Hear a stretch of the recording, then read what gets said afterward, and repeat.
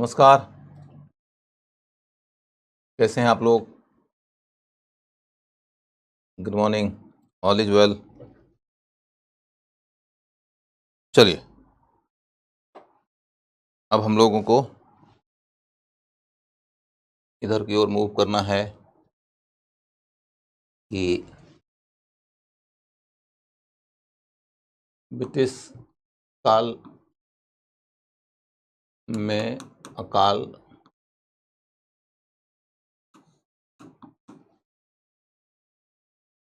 की नीति, माने अकाल से संबंधित ब्रिटिश सरकार की नीति क्या थी। आप लोगों को कल जितना पढ़ाया था उसके बीच में से कोई सवाल पूछना चाहते हैं तो आप लोग सवाल पूछ लीजिए। यदि सवाल नहीं है तो फिर हम लोग मूव कर जाएंगे अकाल नीति की ओर। सारे लोगों को नमस्कार करता हूं। और यदि क्या भारतीय निवेशक रेलवे में निवेश कर सकते थे? कर सकने में तो किसी के ऊपर रोक टोक नहीं था, लेकिन भारत में कौन है जो उतना निवेश करता उस समय? रेलवे के निवेशक भारतीय भी हो सकते हैं, वो तो कॉन्ट्रैक्ट की बात होगी, लेकिन ज़्यादातर निवेशक अंग्रेज ही थे, क्योंकि बड़ा निवेश होता था, छोटा मोटा निवेश से काम नहीं चलता था।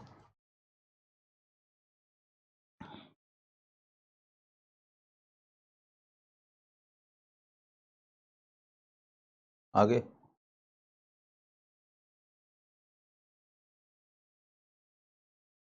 चलिए, ब्रिटिश काल में अकाल की नीति की बात आगे बढ़ाते हैं। पहला पॉइंट है 1876 के अकाल के बाद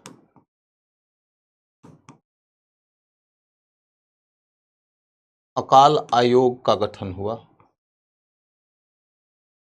अकाल आयोग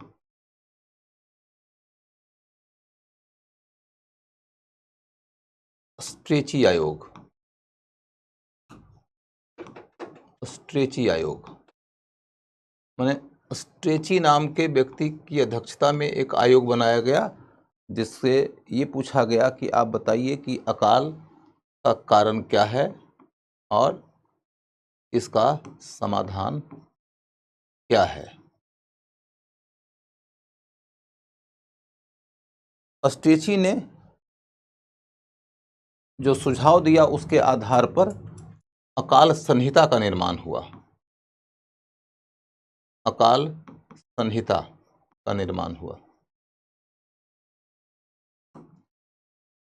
अकाल संहिता का निर्माण हुआ। अकाल संहिता का मतलब है कि वो नियम बने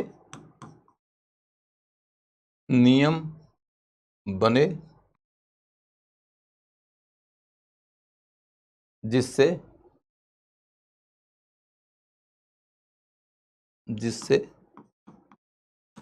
अकाल का समाधान होगा।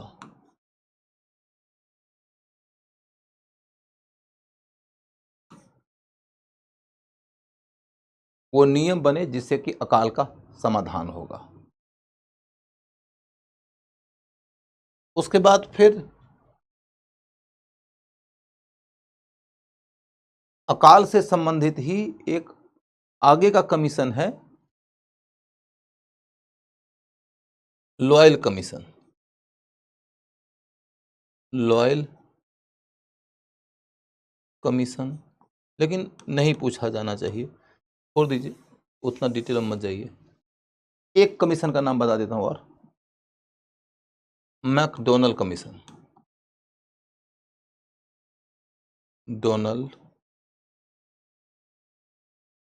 आयोग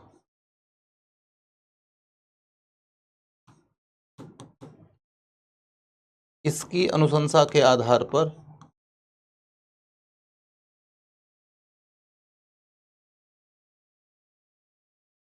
अनुशंसा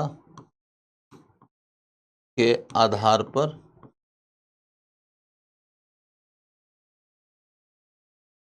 अकाल कमिश्नर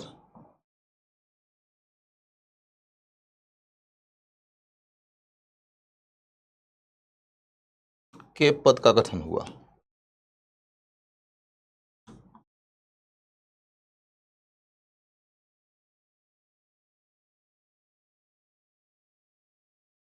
अकाल कमिश्नर के पद का गठन हुआ। इसकी अनुशंसा के आधार पर अकाल कमिश्नर के पद का गठन हुआ।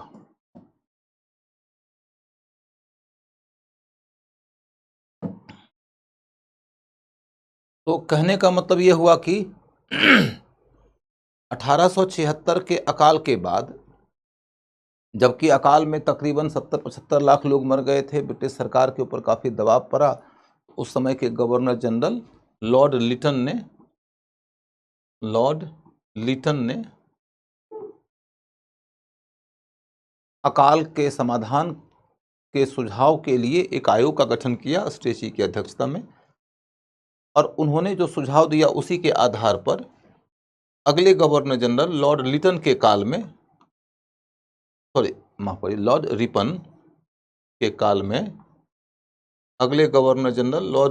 काल में एक अकाल संहिता बन गई। संहिता का निर्माण किसकी अनुशंसा के आधार पर हुआ? तो स्ट्रेची आयोग की अनुशंसा के ऊपर। स्ट्रेची आयोग का गठन किसने किया था? लॉर्ड लिटन ने। और संहिता का निर्माण किसके काल में हुआ? लॉर्ड रिपन के काल में, क्योंकि तब तक लॉर्ड लिटन इंडिया से गवर्नर जनरल का पद छोड़कर जा चुके थे और नए गवर्नर जनरल उस भूमिका में आ चुके थे। इसके बाद फिर मैकडोनाल्ड नाम के व्यक्ति के द्वारा यह अनुशंसा की गई कि अकाल के लिए कानून तो आपने बना दिया, लेकिन जब तक कि आप उसके कानून को लागू करने के लिए एक डिपार्टमेंट नहीं बनाएंगे, उस डिपार्टमेंट में एक प्रभारी अधिकारी की नियुक्ति नहीं करेंगे, तब तक उस कानून को लागू करेगा कौन? इस बात को ध्यान में रखते हुए इस समाधान के लिए अकाल कमिश्नर के पद के गठन की अनुशंसा की गई, और इसी की अनुशंसा के आधार पर अकाल कमिश्नर के पद का गठन भी किया गया। ठीक है, इसके अलावे इस विषय के ऊपर पढ़ने की जरूरत आप लोग को नहीं है, आप छोड़ दीजिए। अब हमारा अगला टॉपिक है drain of wealth. Drain of wealth.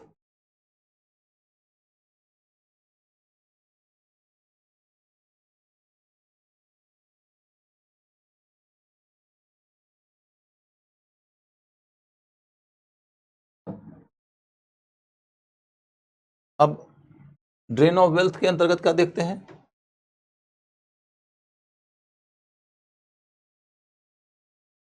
Drain of wealth के अंतर्गत कहानी यह है कि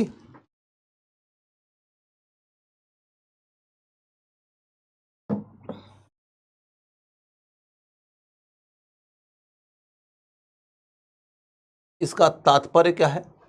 हिंदी में है धन का निष्कासन।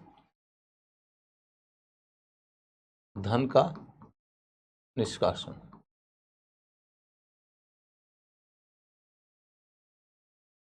इसका तात्पर्य क्या है? What is the meaning of this drain of wealth? उसके बाद फिर इसका स्रोत क्या है? उसके बाद कब आरंभ हुआ? कब आरंभ हुआ?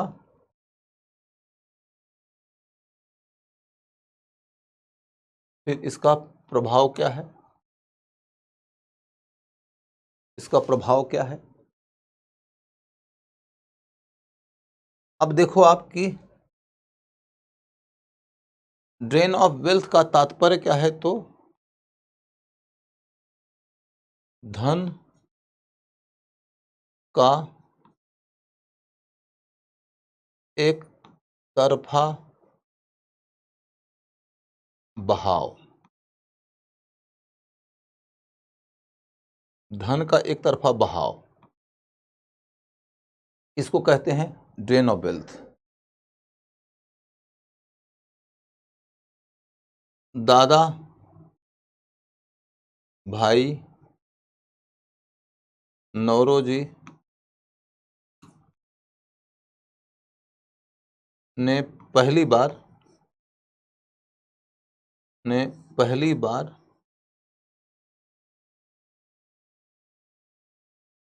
England's debt to India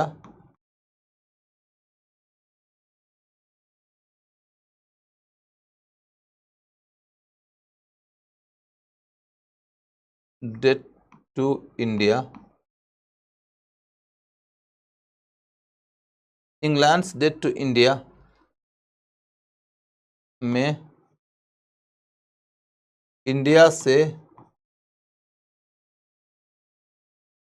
England की ओर धन के एक तरफा बहाव का विचार दिया।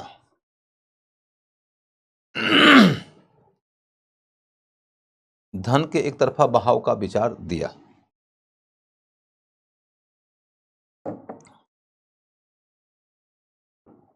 धन के एक तरफा बहाव का विचार दिया।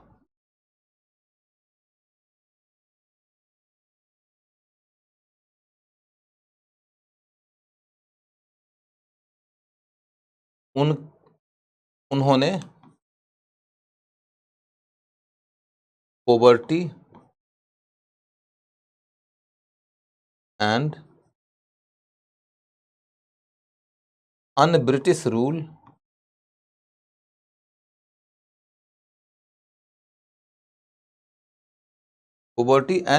रूल इन इंडिया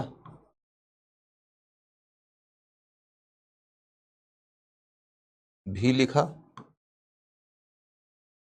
ये उनकी किताब है, बहुत प्रसिद्ध किताब है, poverty and un British rule in India.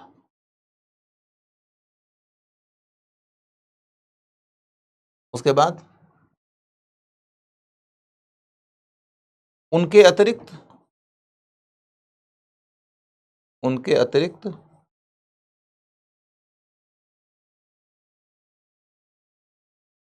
Ramesh Chandra Dutt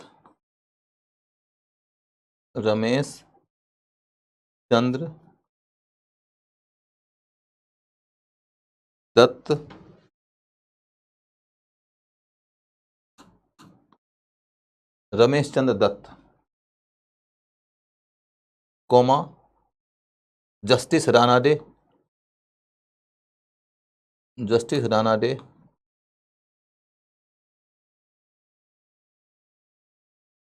Gokhale, Gopal Krishna Gokhale Iyer, ये हिंदू के संपादक थे अय्यर, आदि ने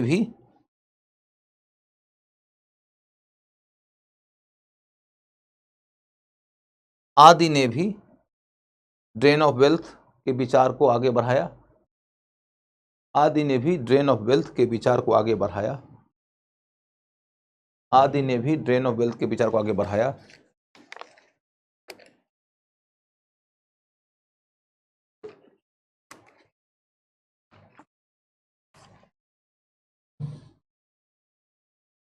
यहाँ पर रमेश चंद्र दत्त की एक किताब पूछी जा सकती है एग्जाम में।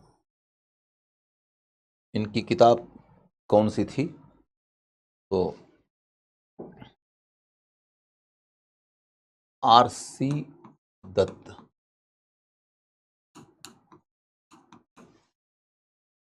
आरसी दत्त की एक किताब है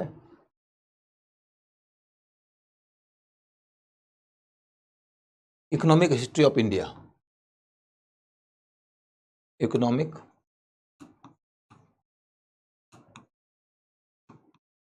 history of India, economic history of India, और फिर क्या है,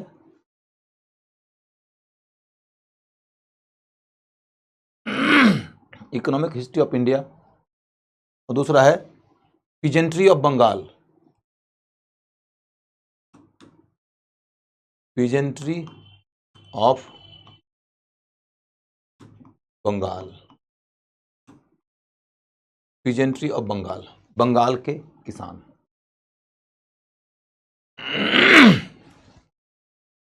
पीजेंट्री ऑफ बंगाल, बंगाल के किसान।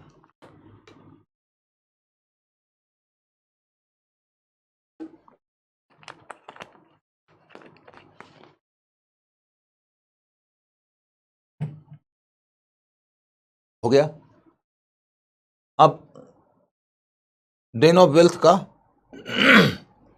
जो साधारण मतलब है आप लिख चुके हैं, समझ लीजिए कि जब कभी आपका धन आपके देश से बाहर निकल जाए और उसके बदले में आपको कुछ न मिले तो उसको आप धन का निष्कासन कहते हैं। उदाहरण लीजिए तो देश के बजाय आप अपने जीवन में भी देख सकते हैं कि मान लीजिए कि आप पैसा लेकर बाजार गए, दुकानदार से आपने सामान लिया और इसके बदले में आपने उनको पैसा दिया। इसको कहते हैं लेन और देन, यानी यही होता है विनिमय। दूसरा होता है कि आपका पैसा चला जाए लेकिन बदले में आपको कुछ मिले ही नहीं, या दुकानदार का माल चला जाए उसके बदले में उसको पैसा मिले ही नहीं। इसको कहते हैं धन का निष्कासन। धन में पैसा भी हो सकता है, सामान भी हो सकता है। आपका धन आपके हाथ से निकल गया लेकिन उसके बदले में आपको कुछ नहीं मिला, इसके बदले में आपको कुछ नहीं मिला, इसको कहते हैं धन का निष्कासन। धन का निष्कासन, ड्रेन ऑफ वेल्थ, जब हम ब्रिटिश शासन के दौर में पढ़ते हैं तो इसका मतलब है कि भारत से धन का निष्कासन हो रहा था और इसके बदले में भारत को कुछ मिल नहीं रहा था। आप समझ सकते हैं कि ये व्यापार का उदाहरण नहीं है। व्यापार के रास्ते लेन और देन दोनों होता है, यहां पर देन हो रहा है, लेन मिल ही नहीं रहा है कुछ। इसलिए क्या कहा मैंने धन के निष्कासन का अर्थ समझाते हुए, धन का एक तरफा बहाव। ठीक है, फिर मैंने बता दिया कि इसके विचारक कौन थे। इन विचारकों के बाद फिर हम ये देखेंगे कि इसका स्रोत क्या था। धन का यदि बहाव हुआ तो कोई ना कोई माध्यम तो रहा होगा, तो माध्यम या स्रोत क्या है भैया, माध्यम क्या है, स्रोत क्या है, ये देखें। तो सबसे पहला तो प्लासी की लड़ाई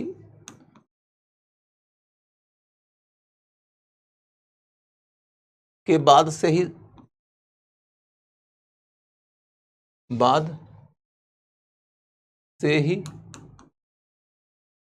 आरंभ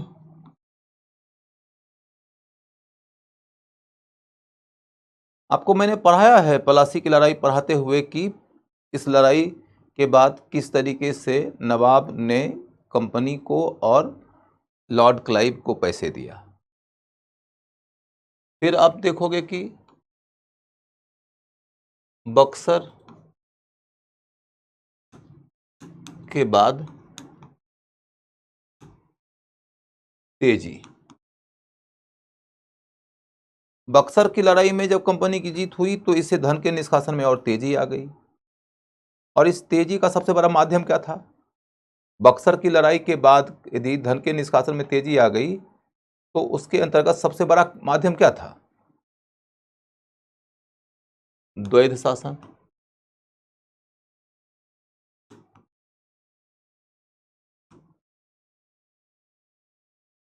बक्सर की लड़ाई के बाद जो तेजी आई उसमें सबसे बड़ा कारण क्या था? द्वैध शासन। द्वैध शासन के दौरान मैंने आपको बता दिया था कि जितना पैसा होता था बंगाल के रेवेन्यू से, उसका एक हिस्सा मिलता था मुगल को, एक हिस्सा मिलता था बंगाल के नवाब को, ताकि बंगाल में वो शासन चलाए, और बाकी हिस्सा कंपनी ने अपना लाभांश घोषित कर दिया। तो बंगाल की जनता से पैसा लिया गया और उस पैसे का एक बड़ा हिस्सा कंपनी का लाभांश हो गया और वो चला गया कंपनी के शेयर होल्डर्स के पास।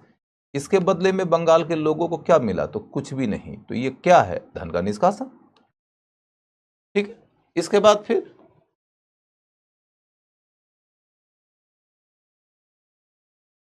कंपनी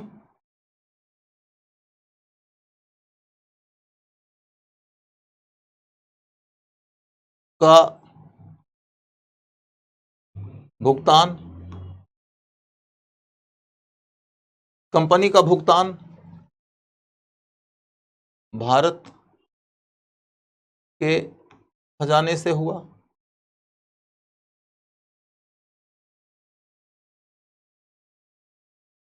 कंपनी का भुगतान का मतलब है कि जब ईस्ट इंडिया कंपनी का व्यापारिक अधिकार खत्म कर दिया गया तो ईस्ट इंडिया कंपनी को नुकसान हुआ। इंग्लैंड की सरकार ने कहा कि ठीक है, हमारी नीति के कारण आपका नुकसान हो रहा है तो हम आपको क्षतिपूर्ति देंगे, यानी कि हम आपको क्षतिपूर्ति की राशि देंगे। तो ईस्ट इंडिया कंपनी का व्यापारिक अधिकार छीना गया, कंपनी का नुकसान हुआ। फायदा किसको हुआ? इंग्लैंड के व्यापारियों को। और कंपनी को जो नुकसान हुआ उसकी क्षतिपूर्ति कहां से की गई? भारत के खजाने से। भारतीयों को इसके बदले में क्या मिला? कुछ भी नहीं। तो इस तरीके से ये हो गया लॉस, और ये हुआ धन का निष्कासन। इसके बाद फिर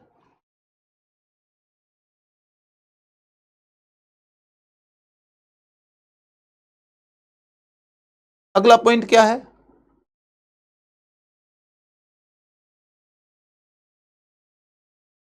कंपनी और फिर ब्रिटिश क्राउन, क्राउन माने मुकुट, माने राजा, ब्रिटिश क्राउन की सरकार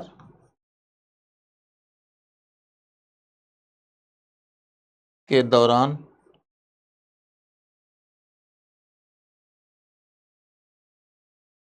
कई ऐसे ऋण लिए गए, कई ऐसे ऋण लिए गए, कई ऐसे ऋण लिए गए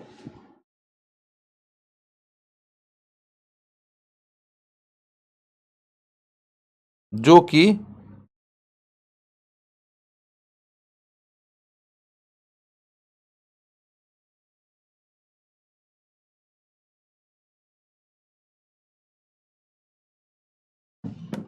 कई ऐसे ऋण लिए गए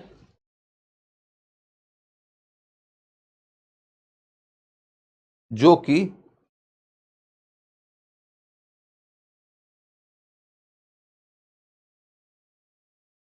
कंपनी और फिर ब्रिटिश क्राउन की सरकार के दौरान कई ऐसे ऋण लिए गए जो कि भारत और यहाँ के लोगों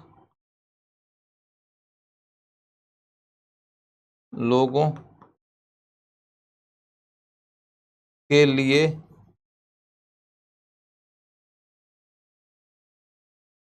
कतई जरूरी नहीं थे, कतई जरूरी नहीं थे।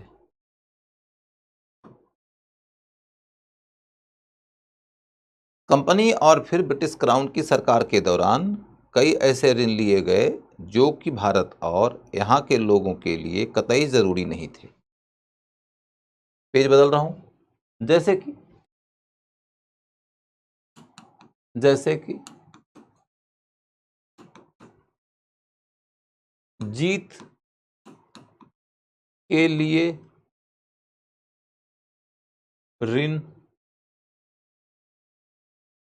माने कंपनी वाले भारत को जीत रहे हैं, जीतने के लिए उनको जो संसाधन जुटाना है उस संसाधन की कमी है तो ऋण लिया और अब उसको ब्याज सहित चुकाएंगे। तो इस ऋण की जरूरत क्या भारत को थी? भारत जीतने की कोशिश किया कंपनी ने। भारत के लिए यह दुर्भाग्य का द्वार खोलने वाली घटना है। तो इस ऋण के लिए यदि भारतीयों को ही भुगतान करना पड़े तो इसका मतलब है कि तुमने अपने ही घर में डाका डालने वाले को डाका डालने का मुआवजा भी दिया। तो जीत के लिए ऋण, फिर विद्रोह दमन के लिए ऋण,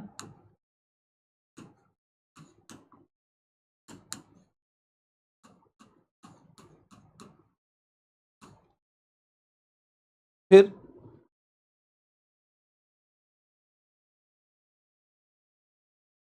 रेलवे के लिए ऋण,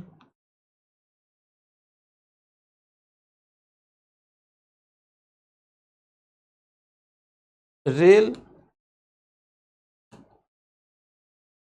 के प्रश्न पर विवाद होता है।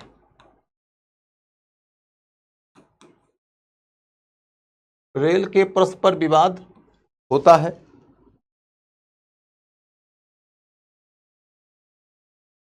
लेकिन रेल के प्रश्न पर विवाद होता है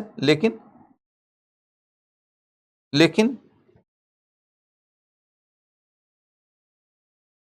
यह निश्चित तौर पर कहा जा सकता है कि रेलवे भारत पर थोपा हुआ था, थोपा हुआ था और साम्राज्यवादी साधन था, साम्राज्यवादी साधन था। रेलवे भारत के ऊपर थोपा हुआ था और साम्राज्यवादी साधन था, साम्राज्यवादी साधन था। इसका मतलब क्या हुआ कि रेलवे को लेकर थोड़ा सा विवाद होता है इतिहासकारों में कि भैया ये एक ऐसा मद है कि जिसके निर्माण के लिए हमने यदि लोन लिया इंग्लैंड से और लोन का आगे चलकर ब्याज सहित भुगतान किया तो उस पैसे से रेल की पटरियां तो बिछी, रेल के डब्बे बने, रेल का इंजन बना, इससे भारत में रेलवे का विकास तो हुआ। तो ये धन का निष्कासन कैसे है? धन का निष्कासन तो तब ना होता है जबकि देन हो और लेन नहीं हो, एक तरफा बहाव होता। यहाँ तो हमने लोन लेकर रेलवे का निर्माण किया और जब लोन लिया है तो ब्याज के साथ भुगतान तो करना ही पड़ेगा और उस पैसे से हमने रेलवे बना दिया, तो ये धन का निष्कासन नहीं है, ऐसा अंग्रेजी इतिहासकार कहते हैं। जबकि राष्ट्रीय आंदोलन के नेता लोग रेलवे के निर्माण को भी धन के निष्कासन के तौर पर ही देख रहे थे। बाद के इतिहासकारों ने कहा कि हाँ, ये सीधा सीधा तो धन का निष्कासन का मामला नहीं है, लेकिन सच्चाई की बात तो यह है कि आपने रेलवे का निर्माण किया अपनी मर्जी से, अपनी ज़रूरत की पूर्ति के लिए।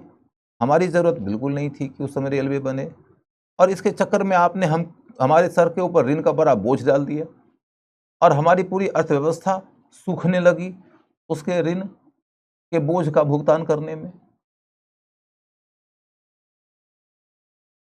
यहाँ तक कि जब काउंटर गारंटी सिस्टम के तहत रेलवे का निर्माण हुआ और 50 वर्षों तक रेलवे के निर्माता घाटे में रहे तो सरकार उनको क्षतिपूर्ति की राशि अपने बजट से देती रही, तो इससे भी भारत की अर्थव्यवस्था को बड़ा नुकसान हुआ। हमारे सर के ऊपर रेलवे थोपा कौन? रेलवे थोपने का जिम्मेदार आप हैं, और रेलवे के कारण भारत से एक बड़ा रकम हर साल इंग्लैंड की ओर जाता था। रेलवे के निवेशकों को और रेलवे के निर्माण के लिए सरकार के द्वारा जिनसे ऋण लिया गया था, उन ऋणदाताओं को भारत सरकार हमेशा अपने बजट से एक बड़ा रकम भेजती रही, जबकि उससे बचा जा सकता था। उस पैसे से कुछ बेहतर, ज़्यादा रचनात्मक, ज़्यादा विकासोन्मुखी, ज़्यादा कल्याणोन्मुखी कार्य किया जा सकता था। ये वाली बात है। अब अगला उदाहरण, अधिकारियों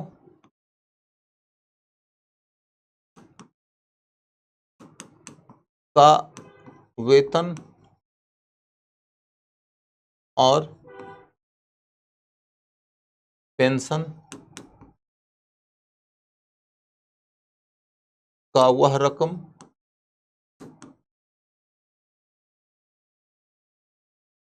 जो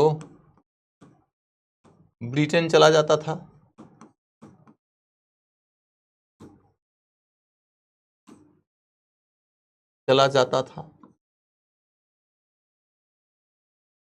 अधिकारियों का वेतन और पेंशन का वह रकम जो ब्रिटेन चला जाता था।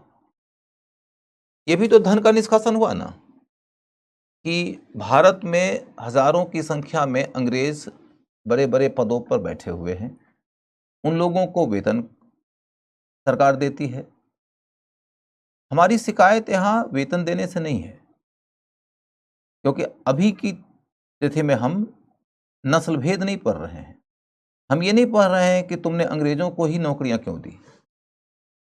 यदि तुमने अंग्रेजों को नौकरियां दी और वो अंग्रेज हिंदुस्तान में ही उस सारे पैसे को खर्च कर देते, तब वह धन का निष्कासन का मामला नहीं बनता। तब यह मामला ये जरूर बनता कि चलो आपने अंग्रेजों को नौकरी दिया, भारतीयों को नहीं दिया, ये सब मामला बनता, नस्ल भेद का मामला बनता।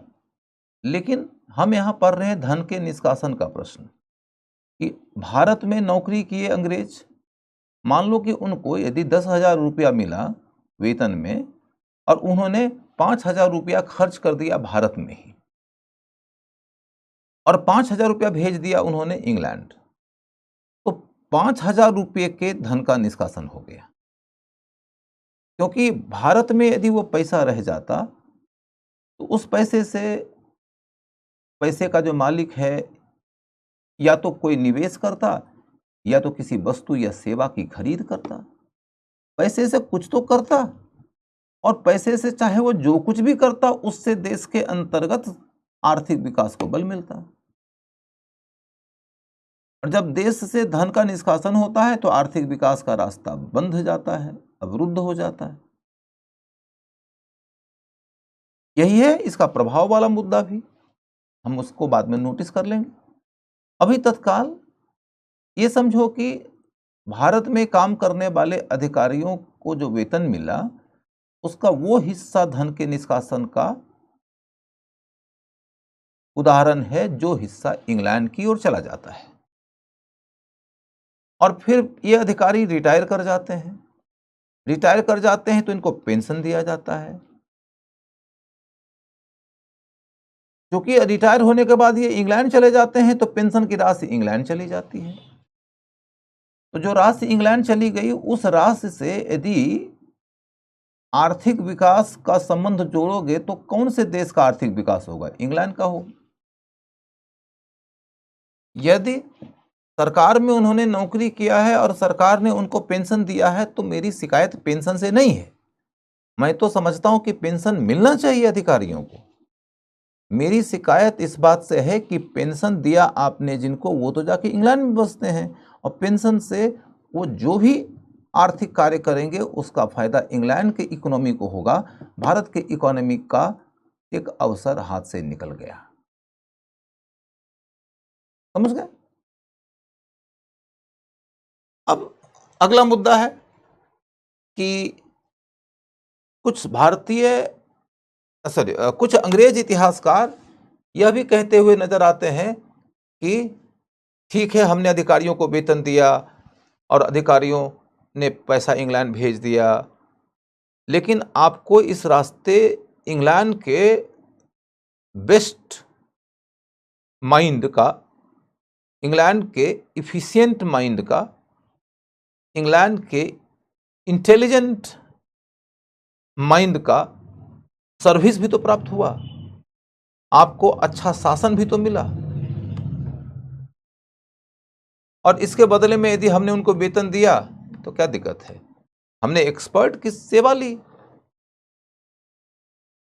आज भी दुनिया भर में ऐसा होता है कि दुनिया भर की सरकारें कई सारे मामलों में विश्व भर से एक्सपर्ट्स मंगाती है, और जब एक्सपर्ट्स मंगाती है तो उनको पेमेंट तो देती है, और पेमेंट देती है तो ये शर्त तो नहीं लगाती है कि सारे पैसे यहीं खर्च करो, वो पैसा लेकर अपने ही देश में जाएगा। तो इसमें गलत क्या है? तो इसमें गलत ये है कि आज की सरकारें जब कभी किसी कार्य हेतु एक्सपर्ट खोज रही होती है तो उनको ये मालूम होता है कि इस तरह का एक्सपर्ट हमारे देश में नहीं है और बाहर का एक्सपर्ट हमारे देश के लिए बहुत जरूरी है, तो हम बाहर के एक्सपर्ट को बुलाते हैं, और इस नाते हमारे देश में जो भी विकास का कार्य होता है उसमें गति आ जाती है। तो हमने इसके लिए यदि सैलरी दिया तो हमको कोई शिकायत नहीं है, बल्कि हम इसका स्वागत करते हैं और हम ये करते रहेंगे। लेकिन ब्रिटिश शासन के दौरान अंग्रेज अधिकारियों का आगमन भारतीयों के हित को ध्यान में रख के किया ही नहीं गया था। भारतीय लोग तो मौके के ताक में बैठे हुए थे कि हमें भी मौका दो, मौके की मांग कर रहे थे, मांग को मनवाने की लड़ाई कर रहे थे, लेकिन आप भारतीयों को शासन में शामिल नहीं कर रहे थे, क्योंकि आपको यह पता था कि साम्राज्यवादी शासन तभी तक सुरक्षित रहेगा जब तक कि प्रशासन के बड़े बड़े पदों पर, सेना में बड़े बड़े पदों पर, न्यायपालिका में बड़े बड़े पदों पर अंग्रेज बैठे हुए होंगे। तो जानबूझ के एक नस्लवादी ढांचा बनाया गया ताकि साम्राज्यवादी व्यवस्था सुरक्षित रहे, और उन नस्लवादी व्यवस्था के प्रतिनिधियों को वेतन दिया जिसका एक बड़ा हिस्सा उन्होंने इंग्लैंड भेज दिया, और पेंशन दिया जो उन्होंने इंग्लैंड में ही हासिल किया। इसके रास्ते धन का निष्कासन हुआ, तो इसके निष्कासन को तो स्वीकार करना ही पड़ेगा, है कि नहीं? इसके बाद फिर अगला मुद्दा,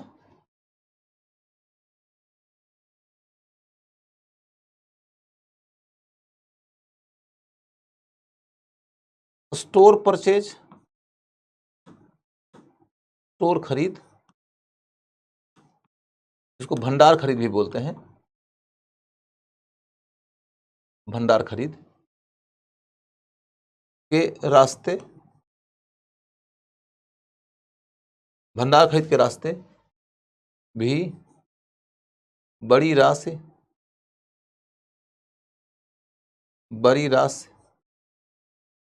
का बहाव हुआ।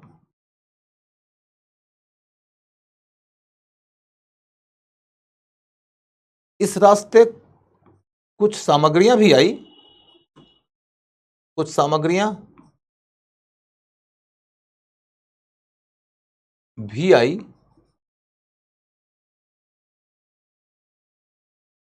कुछ सामग्रियां भी आई, लेकिन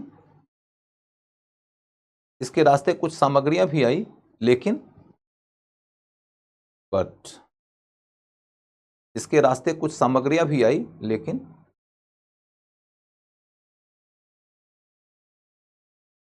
लेकिन इसका नुकसान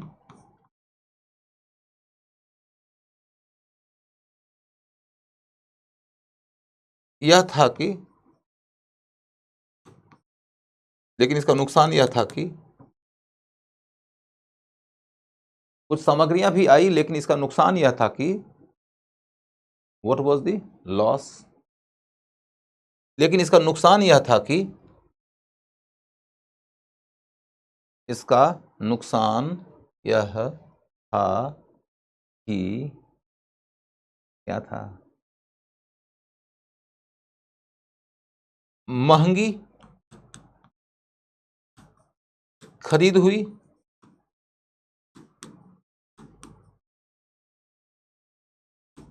और भारतीय उद्योग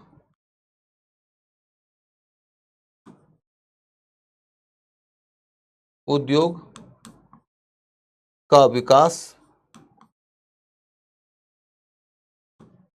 अवरुद्ध हुआ।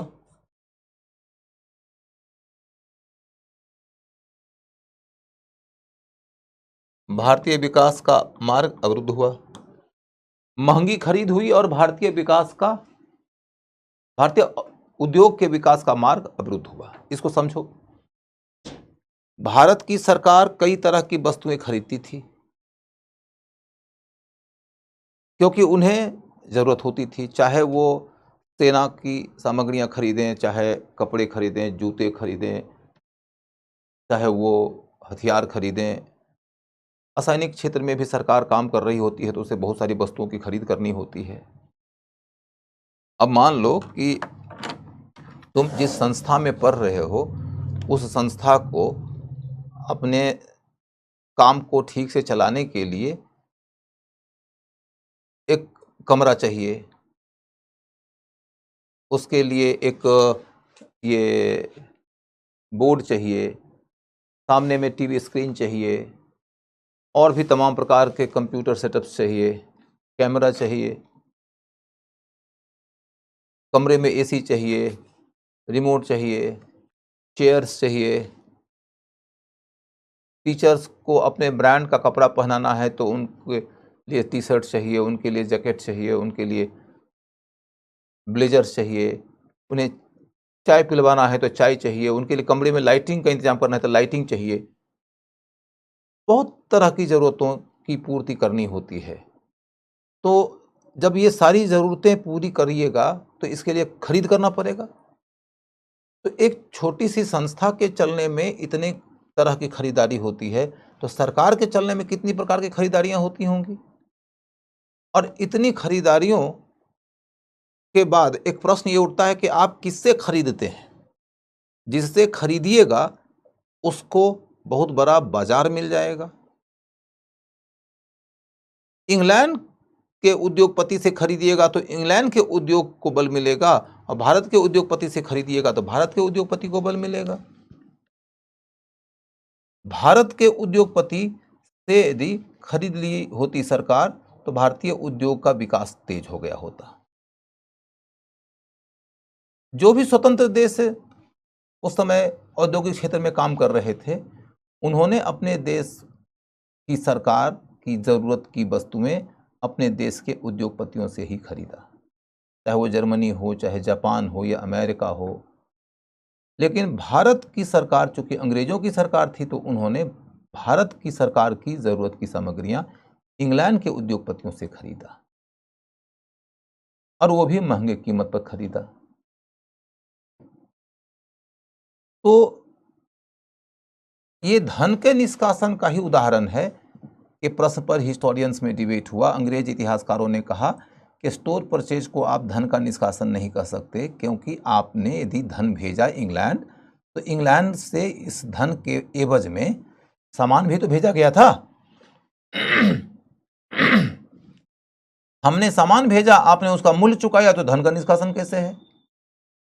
शुरुआती दौर में दादा भाई नौरोजी ने या गोपाल कृष्ण गोखले ने या अय्यर ने या राणा डे ने या मेहता ने, फिर मेहता बोल दिया, वो क्या कहते हैं, दत्ता ने, ये सब ने कहा कि भैया स्टोर परचेज भी धन के निष्कासन का एक उदाहरण है। तो इसको काउंटर करते हुए अंग्रेजों ने कहा कि धन का निष्कासन ये कैसे हुआ, जब आप हमारे यहाँ की वस्तुएं खरीदिएगा तो हम फ्री में थोड़े देंगे। आपने वस्तुओं की खरीद किया, उसके बदले में पैसा दिया, तो ये तो लेन देन है, ये तो व्यापारिक संबंध है, इसको धन का निष्कासन कैसे कर सकते हैं? तो बाद में चलकर भारतीय इतिहासकारों ने कहा कि ये धन के निष्कासन का क्लासिकल एग्जाम्पल तो नहीं है, लेकिन फिर भी यह बात समझने योग्य है कि आपने महंगी खरीद किया और ऊपर से भारतीय उद्योगपति से खरीद लेते तो भारतीय उद्योगपति का विकास भी हो गया होता। लेकिन अंग्रेजों की सरकार, जो कि इंग्लैंड के अर्थव्यवस्था के पक्ष में सोचती थी, इसलिए उन्होंने इंग्लैंड से ही खरीद किया और इसके परिणाम स्वरूप भारत से बड़े पैमाने पर धन का निवेश हुआ, निकास हुआ और उसका फायदा हुआ इंग्लैंड के उद्योगपति को। अब इंग्लैंड का उद्योगपति इंग्लैंड में उसका निवेश करेगा। यदि भारत के उद्योगपति से आप खरीदे होते तो भारत के उद्योगपति को फायदा होता, भारतीय उद्योगपति को फायदा होता तो वह अपने फायदे का निवेश भी भारत में करता। यदि भारत में किसी उद्योगपति को फायदा होगा तो उस फायदे के रकम से या तो वह अगला निवेश करेगा जिससे विकास को गति मिलेगी, या तो वह किसी तरह की वस्तु की मांग करेगा। मांग भी करेगा तो जिस वस्तु की मांग करेगा उस वस्तु के उत्पादक को बाजार मिल जाएगा। पैसा यदि भारत में बना और पैसा यदि भारत में रहा तो भारत की समृद्धि आगे बढ़ेगी। ये कहानी है। अब देखो कि सैन्य व्यय,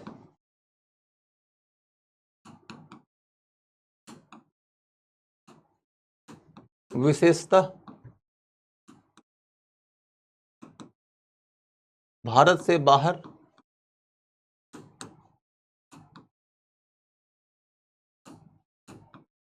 के अभियानों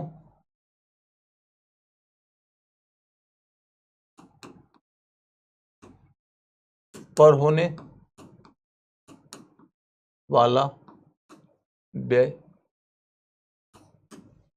सैन्य व्यय विशेषतः भारत के बाहर जो अभियान हो रहे हैं, अभियान कर रही है भारत की सेना।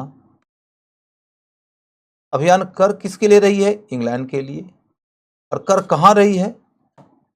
तो कभी अफगानिस्तान में, कभी बर्मा में, कभी श्रीलंका में, कभी चीन में, कभी मिस्र में, कभी पूरा प्रथम विश्व युद्ध के दौरान अलग अलग क्षेत्रों में, कभी द्वितीय विश्व युद्ध के दौरान अलग अलग क्षेत्रों में। तो इस तरीके से भारतीय सेना अभियान कर रही है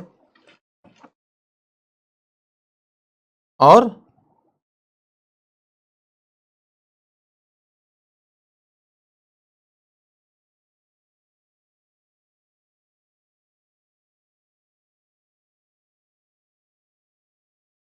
एक समय ना,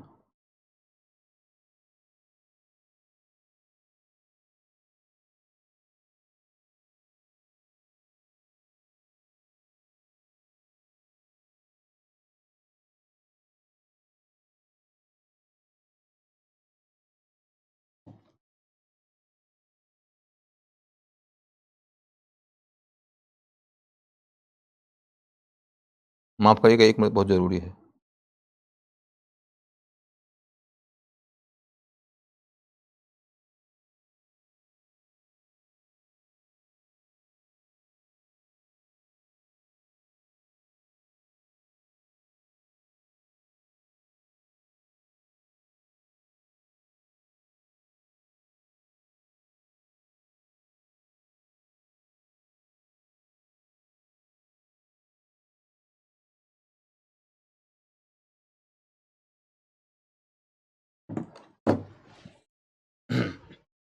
सैन्य व्यय विशेषतः भारत से बाहर के अभियानों पर होने वाला व्यय। तो मैंने बताया कि भारत के बहुत सारे क्षेत्रों में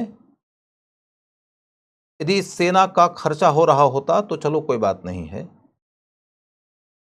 भारत की सेना जा रही है दुनिया जीतने के लिए, दुनिया जीत रही है अंग्रेजों के लिए, और पैसे का बर्डन पड़ रहा है भारतीय बजट के ऊपर, तो यह धन का निष्कासन हो गया कि नहीं?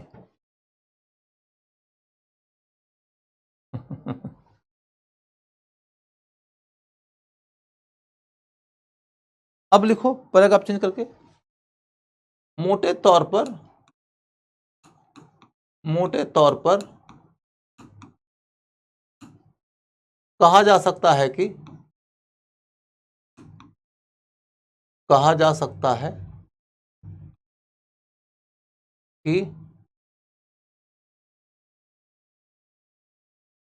ब्रिटिश शासन के दौरान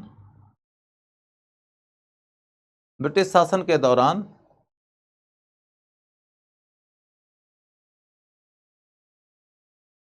धन का निष्कासन लगातार बढ़ता गया।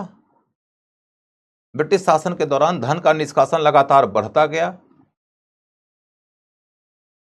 ब्रिटिश शासन के दौरान धन का निष्कासन लगातार बढ़ता गया और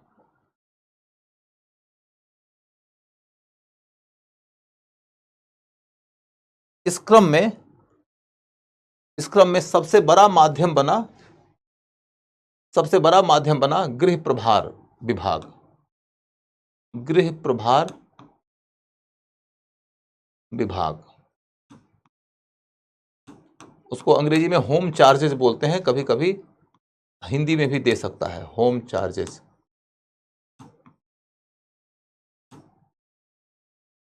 विभाग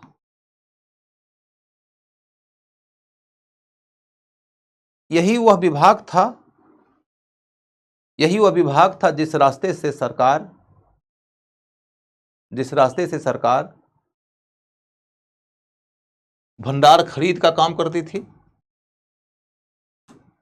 भंडार खरीद का काम करती थी,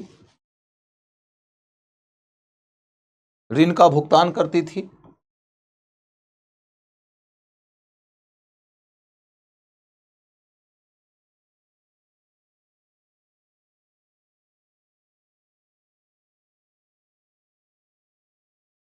भंडार खरीद करती थी, ऋण का भुगतान करती थी,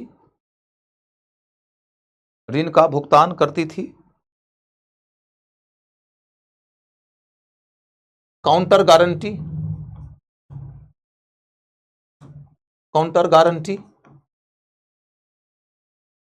का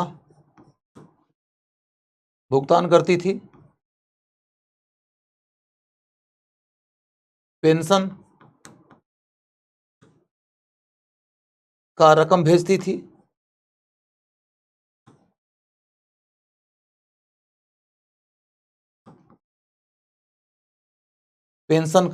भेजती थी, कुल मिलाकर यह कहा जा सकता है कि कुल मिलाकर यह कहा जा सकता है कि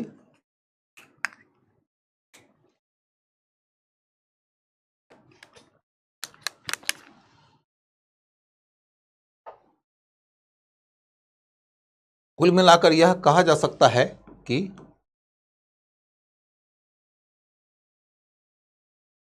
कुल मिलाकर यह कहा जा सकता है कि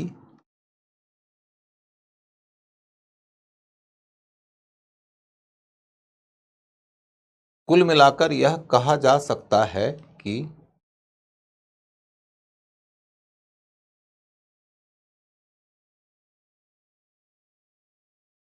क्या कहा जा सकता है?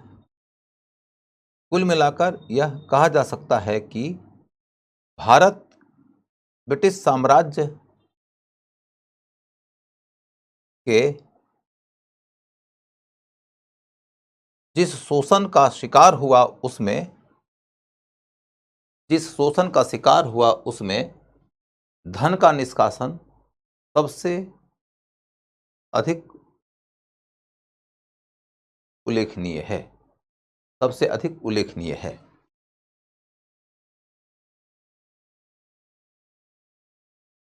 अगला पॉइंट, ब्रिटिश सरकार की प्रतिक्रिया।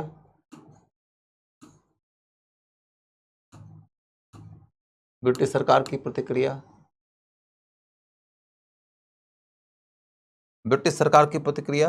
क्या है? वो प्रतिक्रिया भाई तो ये कि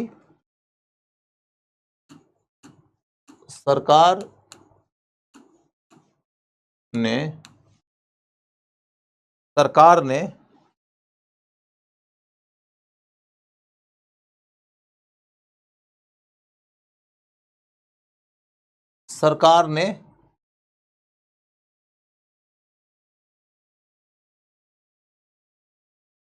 आरोप की जांच के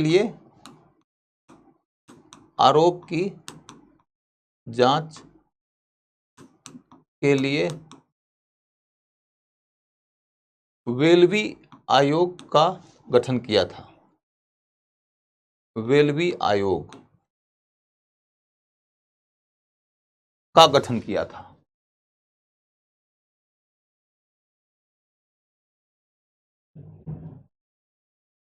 वेलवी आयोग का गठन किया था। वेलवी आयोग, इन्होंने नौरोजी और गोखले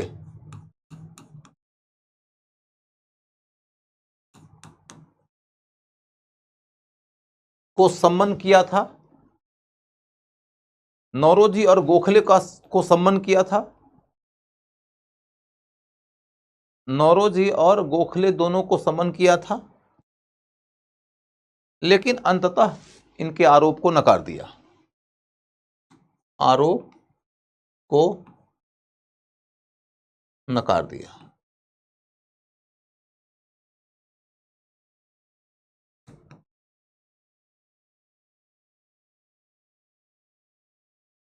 बाद में भी ब्रिटिश सरकार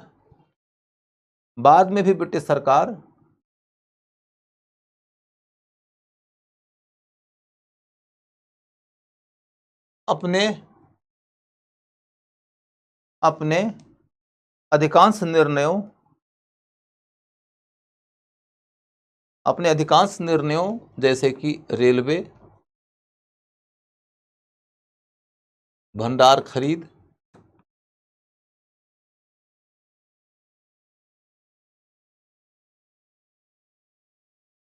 ऋण भुगतान,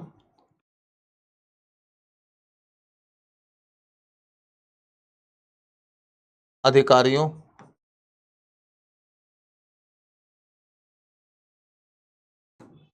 के पेंशन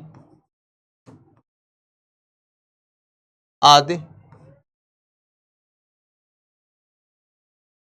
को उचित बताना जारी रखा। आदि को उचित बताना जारी रखा। आदि को उचित बताना जारी रखा। ठीक है।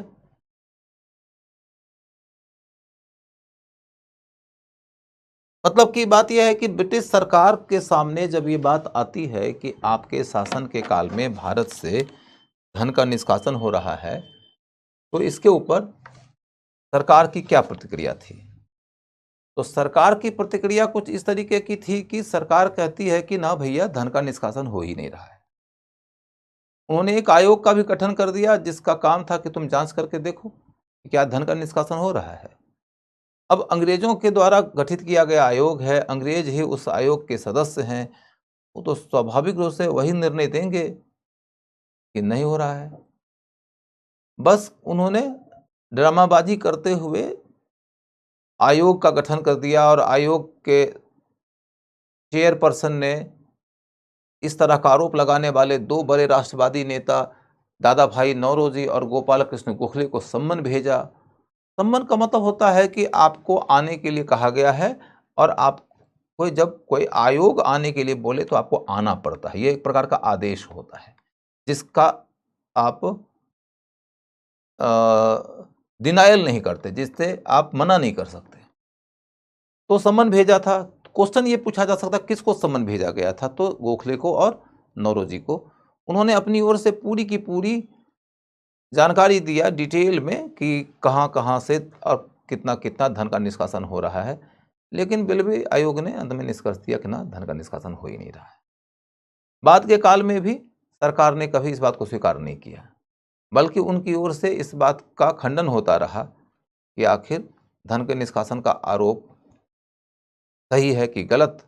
तो उन्होंने, यानी सरकार ने कहा गलत, और इसके पक्ष में वो तर्क यही देते थे कि भैया, तुम लोग कह रहे हो कि धन का निष्कासन हो रहा है रेलवे के माध्यम से, तो रेलवे के माध्यम से धन का निष्कासन कैसे हो रहा है?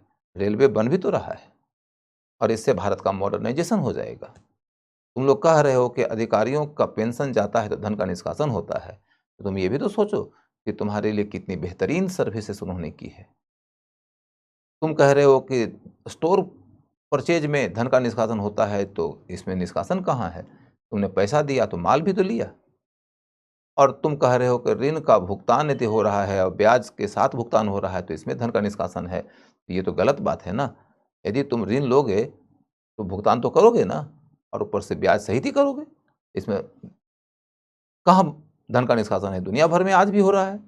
इस तरीके से तर्क गढ़ गढ़ के सरकार अपनी ओर से धन के निष्कासन के आरोप का खंडन करना जारी रखती है। क्लियर है? अब अगला मुद्दा क्या है? अगला मुद्दा क्या है भैया? तो ये कि इसका प्रभाव, धन के निष्कासन का प्रभाव। पहला पॉइंट, इससे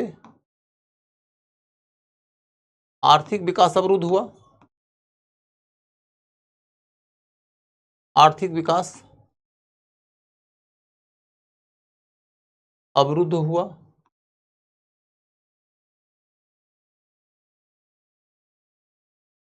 आर्थिक विकास अवरुद्ध हुआ।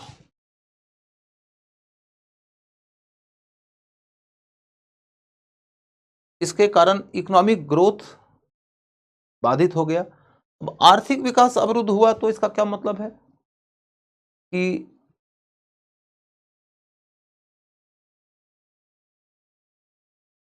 इसका आर्थिक विकास अवरुद्ध हुआ तो क्या मतलब है?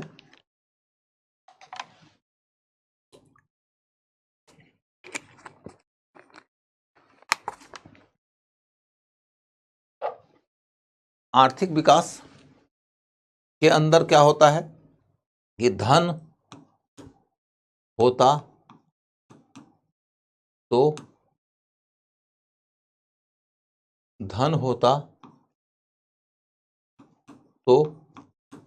निवेश होता। धन होता तो निवेश होता। धन होता तो निवेश होता, और धन होता तो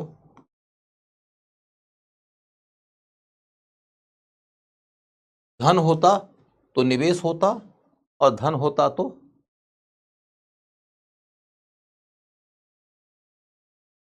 बाजार में खरीद की क्षमता होती, या फिर बैंक की व्यवस्था होती,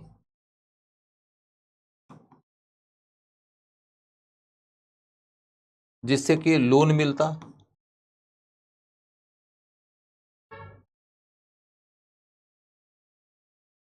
यदि आपके पास धन होता है तो धन का कुछ न कुछ तो करिएगा। या तो आप धन का कहीं इन्वेस्टमेंट कर दीजिएगा, या तो धन से कोई चीज खरीद लीजिएगा, या तो लोन पर किसी को दे दीजिएगा।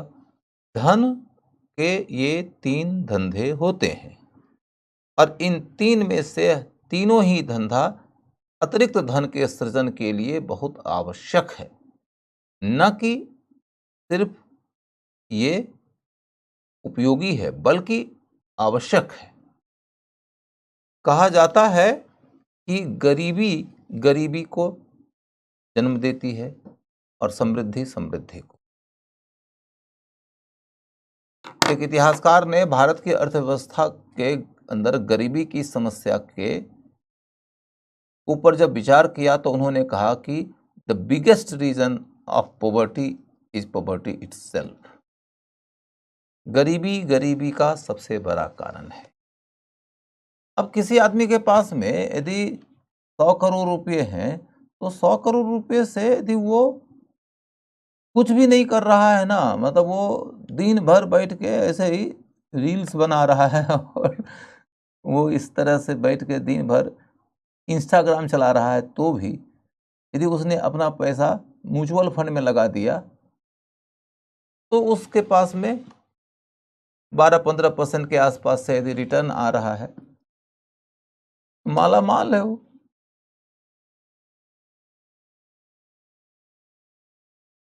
तो वो साल में एक अच्छा रकम कमा रहा है, जिसके पास पैसा नहीं है, वो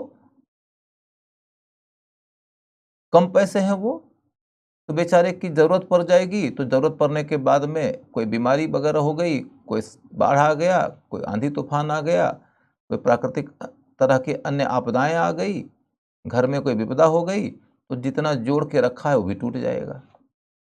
जमीन भी बिक सकती है, घर भी बिक सकता है, तो बेचारे के साथ में संकट ही संकट है। कम पैसा है तो दिक्कत है, गरीबी गरीबी को जन्म देती है, समृद्धि समृद्धि को जन्म देती है। इस दुष्चक्र को तोड़ पाने के लिए फिर व्यक्ति के अंदर बहुत मादा चाहिए। यदि कोई व्यक्ति इसको तोड़ना चाहता है तो उसके व्यक्तित्व में लोहा होना चाहिए, उसके पांव में इतनी शक्ति होनी चाहिए कि कांटे टूट जाएं, उसके इरादों में इतनी मजबूती होनी चाहिए कि पांव के छाले के दर्द को वह इज्जत ही न दे। उसके हाथों में यह हुनर होना चाहिए, क्योंकि दिल के अंदर के हौसले से ही बातें पर्याप्त नहीं होती, हाथों में हुनर भी चाहिए। उसके मन में संयम भी चाहिए, संकल्प भी चाहिए, उसके अंदर एक अनुशासन भी चाहिए, उसके अंदर लगन भी चाहिए कि लग गए हैं तो कहते हैं ना दशरथ मांझी कि तोड़ेंगे नहीं तो छोड़ेंगे नहीं। ये क्या है? ये है परसिवरेंस। ये है कि हम लग गए हैं तो अब करके ही छोड़ेंगे। तो कहने का तात्पर्य यह है कि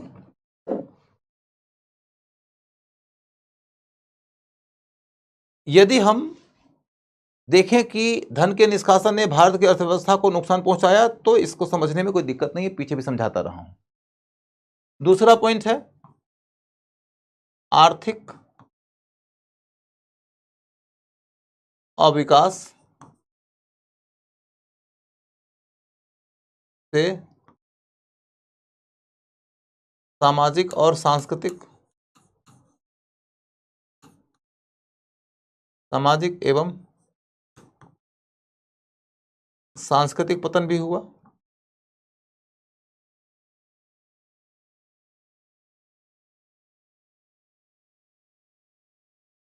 आर्थिक अविकास के कारण सामाजिक और सांस्कृतिक पतन भी हुआ।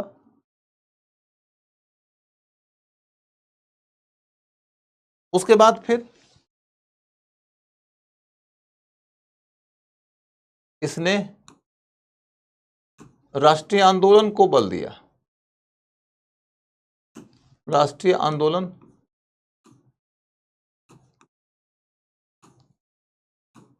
को बल दिया। इसने राष्ट्रीय आंदोलन को बल दिया क्योंकि भारतीयों को यह बात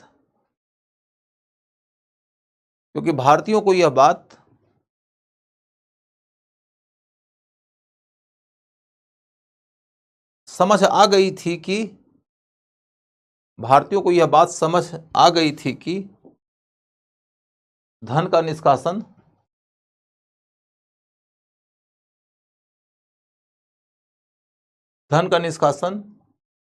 सही अर्थों में अनिष्टों का अनिष्ट है। अनिष्टों का अनिष्ट है। धन का निष्कासन सही अर्थों में अनिष्टों का अनिष्ट है। धन का निष्कासन सही अर्थों में अनिष्टों का अनिष्ट है। धन का निष्कासन सही अर्थों में अनिष्टों का evil of all the evils. ये जो स्टेटमेंट है ना, ये दादा भाई नौरोजी का है। तो आप याद रखिएगा, कभी कभी ये पूछा जा सकता कि किसने कहा था कि अनिष्टों का अनिष्ट है। स्टेटमेंट ही दादा भाई नौरोजी का है। धन का निष्कासन अनिष्टों का अनिष्ट है। बस। अब हम आपको ये पूछ सकते हैं कि भैया कोई क्वेश्चन है तो पूछो, कोई प्रॉब्लम है तो समाधान के लिए मैं हूं।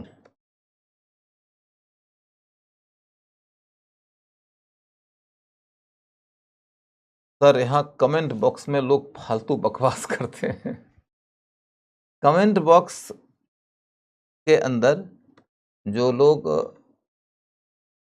आपके शब्दों में फालतू बकवास करते हैं, मैं उन लोगों को शुभकामनाएं देता हूं कि आईएएस के अलावा भी जीवन में बहुत कुछ है, कहीं न कहीं कुछ न कुछ आपका हो ही जाएगा। आईएएस तो खैर नहीं होगा। आप जैसे बच्चे जो कमेंट बॉक्स में लगे रहते हैं, वो बेसिकली कोचिंग वाले को पैसा देने के लिए आते हैं। वो कोचिंग वालों की भलाई के लिए एक अभियान कर रहे हैं। उनको अपनी भलाई से मतलब नहीं है, वो लोग समाज सेवी लोग हैं। तो अब हम लोग इस विषय पे बात करें कि क्या क्वेश्चन है, अनिष्टों का अनिष्ट माने अनिष्ट करने वाला क्या होता है? बुरा करने वाला। ऐसी बात जो सबसे बड़ी बुरी बात हो, माने और उसके कारण और कई प्रकार की बुराइयां आ गई हो। अनिष्टों का अनिष्ट माने ऐसी बुराई जो बहुत बड़ी हो और उसके कारण कई और बुराइयां आ गई हैं। क्या आपके देश में यदि गरीबी आएगी तो बताइए, आपके देश में शिक्षा का विकास हो पाएगा? आपके देश में गरीबी आएगी तो क्या आपके देश में स्वास्थ्य की सेवाओं का विकास हो पाएगा? आपके देश में गरीबी आएगी तो कला संस्कृति विकसित हो पाएगी? आपके देश में गरीबी आएगी तो नगरों का विकास हो पाएगा? आपके देश में गरीबी आएगी तो अपने साथ कई सारी समस्याएं लेकर आएंगी। और गरीबी कहां से आती है? तो आर्थिक विकास की गति के अवरुद्ध हो जाने से। ये कहानी है। ठीक है, तो अब आगे बढ़ो।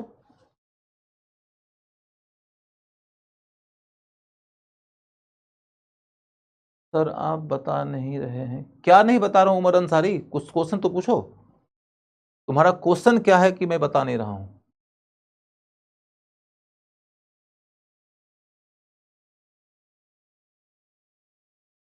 कोहिनूर हीरा धन के निष्कासन से संबंधित हो सकता है? हाँ हो सकता है, क्या नहीं हो सकता है। कोहिनूर हीरा का भी धन का निष्कासन का ही उदाहरण है, दे दो, कोई दिक्कत नहीं। बेल्बी आयोग का मतलब क्या है यार? बेल्बी नाम के एक आदमी था जो आयोग की अध्यक्षता किया था, हो गया।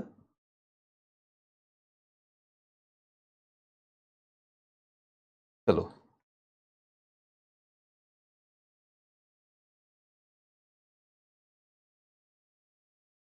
चलो बताओ।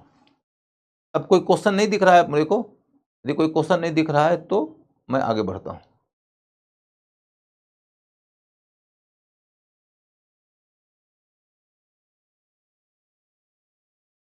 धन का निष्कासन नहीं समझ में आया। धन का निष्कासन का मतलब मैंने तो कितने स्पष्ट सब तुम्हें बोला कि आपके देश से धन इंग्लैंड चला गया, इंग्लैंड से आपको इसके बदले में कुछ नहीं मिला, इसी को धन का निष्कासन कहते हैं। तुलना करके बताया कि व्यापार में क्या होता है कि वस्तु देते हैं तो पैसा मिलता है, पैसा देते तो वस्तु मिलता है, तो वो व्यापार होता है। निष्कासन में एक तरफा बहाव होता है, उसके बदले में कुछ नहीं मिलता है।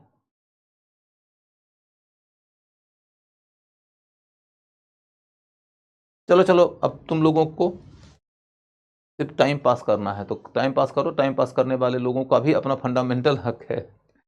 मतलब जो बच्चे क्लास में आते हैं टाइम पास करने के लिए, उन्हें टाइम पास करने का फंडामेंटल राइट है।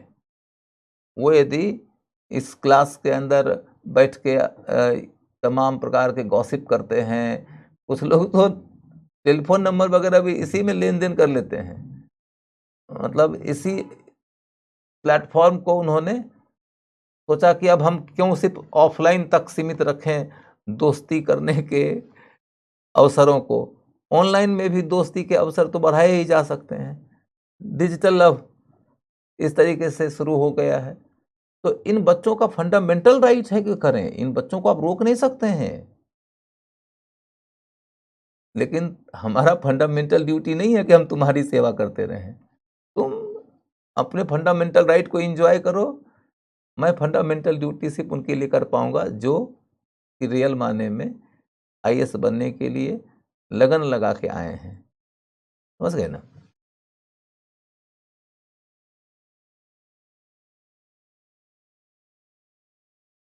जो बच्चे विदेश गए हैं पढ़ने के लिए वो भी धन का निष्कासन है। देखो बेटा, एक बात समझो, धन का निष्कासन होता जरूर है ये, लेकिन यदि तुम्हारे देश के अंदर शिक्षा की व्यवस्था अच्छी नहीं होगी तो पढ़ने के लिए तो विदेश जाएंगे ही।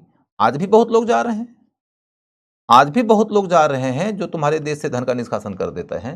लेकिन धन के निष्कासन का एब्सोल्यूट निषेध कभी नहीं हुआ है आज तक, कभी नहीं होगा, किसी भी देश में नहीं होगा। लेकिन धन का निष्कासन यदि बड़े पैमाने पे होने लगे तो दिक्कत की बात है, ठीक है। बल्कि एक बात तुम सोचो कि तुम्हारे देश से लगभग हर साल 6-7 हजार बिलियनायर, इंडिया के बिलियनायर जो अरबपति लोग हैं, वो विदेश चले जा रहे हैं। 6-7 हजार बिलियनायर तुम्हारे देश से विदेश चले जा रहे हैं। क्यों? कुछ कमियां होगी यहाँ के सिस्टम में, उद्योग चलाने में, व्यापार चलाने में, क्लाइमेट की समस्या हो सकती है, इंफ्रास्ट्रक्चर की समस्या हो सकती है, सरकारी हस्तक्षेप की समस्या हो सकती है, बहुत तरह की समस्याएं होंगी। और वही लोग यूरोप जा रहे हैं, वही लोग अमेरिका जा रहे हैं, तो जो कंट्री उन्हें रिसीव कर रहा है उस कंट्री में समृद्धि बढ़ेगी, और जो कंट्री उन्हें छोड़ रहा है उस कंट्री का नुकसान होगा। लेकिन अब इस विषय पर चर्चा करने की जरूरत नहीं है, हमारा टॉपिक खत्म हो गया है और टॉपिक पे ही टिके रहते हैं। अब आगे बढ़ते हैं।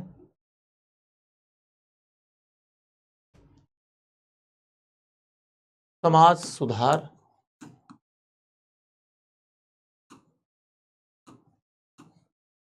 आंदोलन।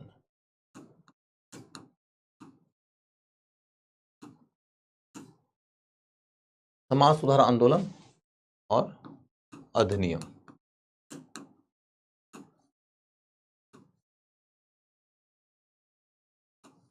समाज सुधार आंदोलन और अधिनियम।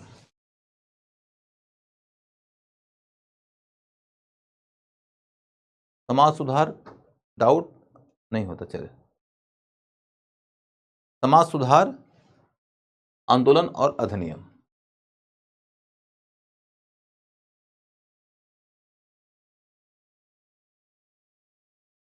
सबसे पहले अधिनियम को देखेंगे।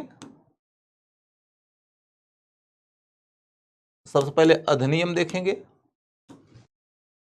उसके बाद आंदोलन देखेंगे।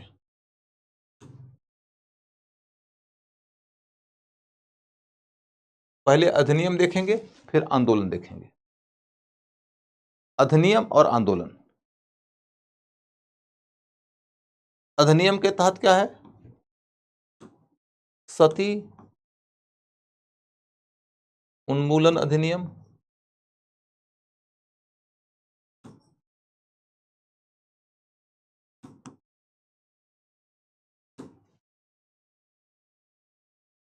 कन्या शिशु हत्या पर रोक,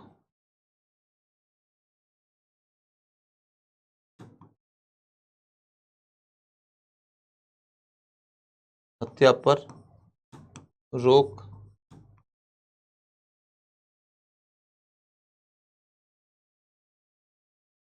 नरबलि पर रोक,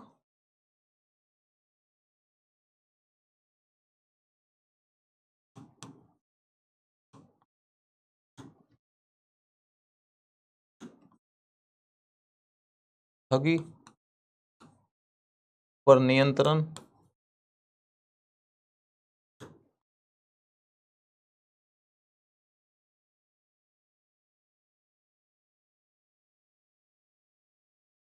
दास प्रथा पर रोक,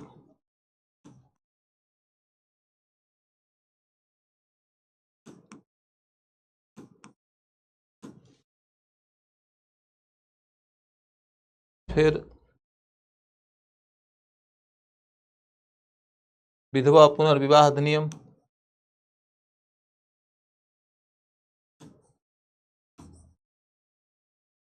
विवाह अधिनियम,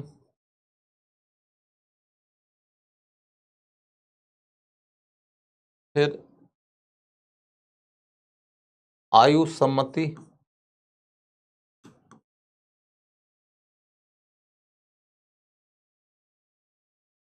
आयु सम्मति अधिनियम,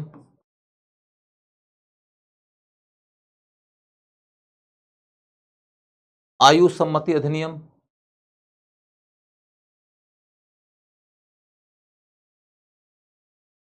उसके बाद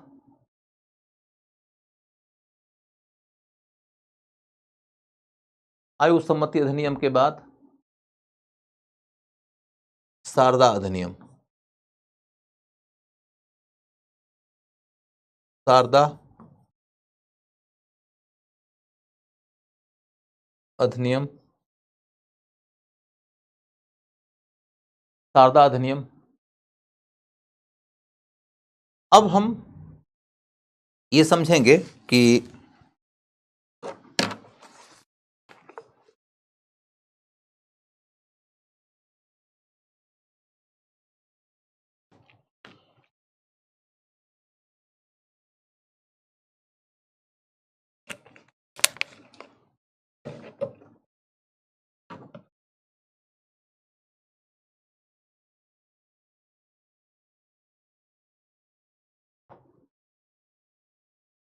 इन अधिनियमों को लेकर देखो,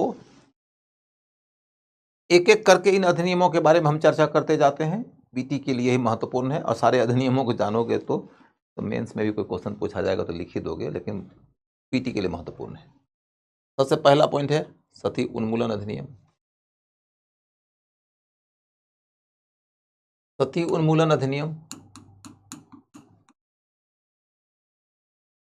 ये कब आया, कौन लाया,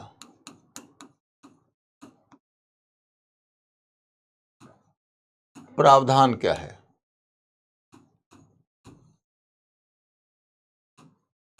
विवाद क्या हुआ, विवाद क्या हुआ, परिणाम क्या निकला, परिणाम क्या निकला, आप बताइए कि सती उन्मूलन अधिनियम कब आया, सती उन्मूलन अधिनियम कब आया।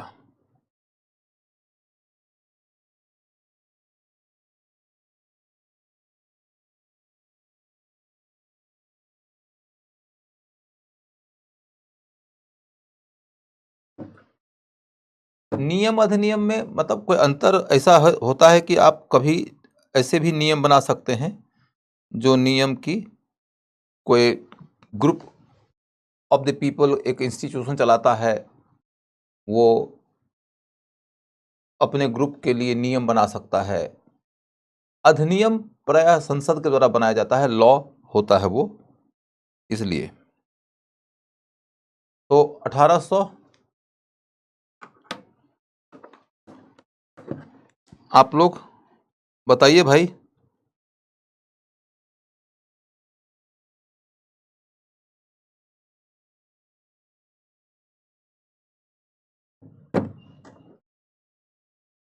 अठारह सौ 29 ईस्वी में एक एक्ट आया,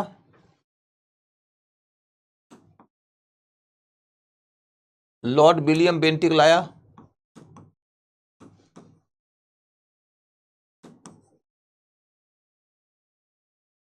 प्रावधान यह है कि अब ऐसा करना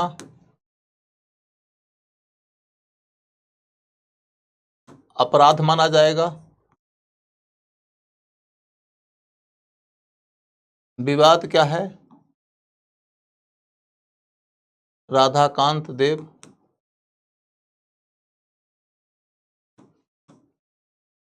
इसके विरुद्ध थे, इसके विरुद्ध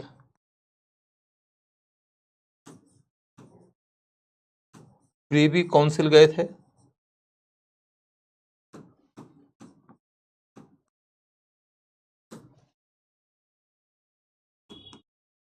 अंततः रोक कामयाब रहा।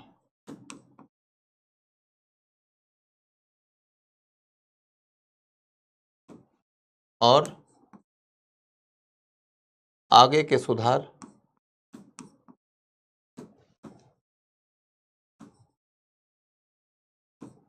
को प्रेरणा मिली,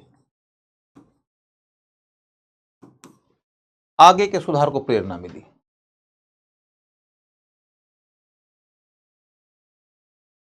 कुल मिलाकर हमारी कहानी क्या है कि यदि तुम सती प्रथा के बारे में समझो तो मोटी मोटी बात यह है कि 1829 ईस्वी में सती प्रथा अधिनियम का आगमन हुआ। तब जबकि governor general Lord William Bentinck हुआ करता था। लॉर्ड विलियम बेंटिक ने जो प्रावधान किया उसके तहत यह तय हुआ कि सती प्रथा को अपराध घोषित कर दिया जाएगा यदि कोई किसी को सती कराएगा, कराने की कोशिश करेगा। इस तरह से जितनी भी गतिविधियां होगी जिसमें ये पता चले कि कोई व्यक्ति किसी को सती कराने में या सती होने में योगदान दे रहा है तो उसके ऊपर आपराधिक मुकदमा चलेगा। और फिर सती के प्रावधान के पश्चात हमें ये देखना है कि जब हम विवाद को लेकर जाते हैं तो देखते हैं कि राधाकांत देव नाम के एक व्यक्ति ने, जो कि उस समय के एक विद्वान व्यक्ति हैं और हिंदू समाज के हितों के बात करने वाले लोग हैं, वो सरकार के सामने खड़े हो जाते हैं इस दावे के साथ कि आपने हमारे धर्म में, हमारी संस्कृति में हस्तक्षेप किया है।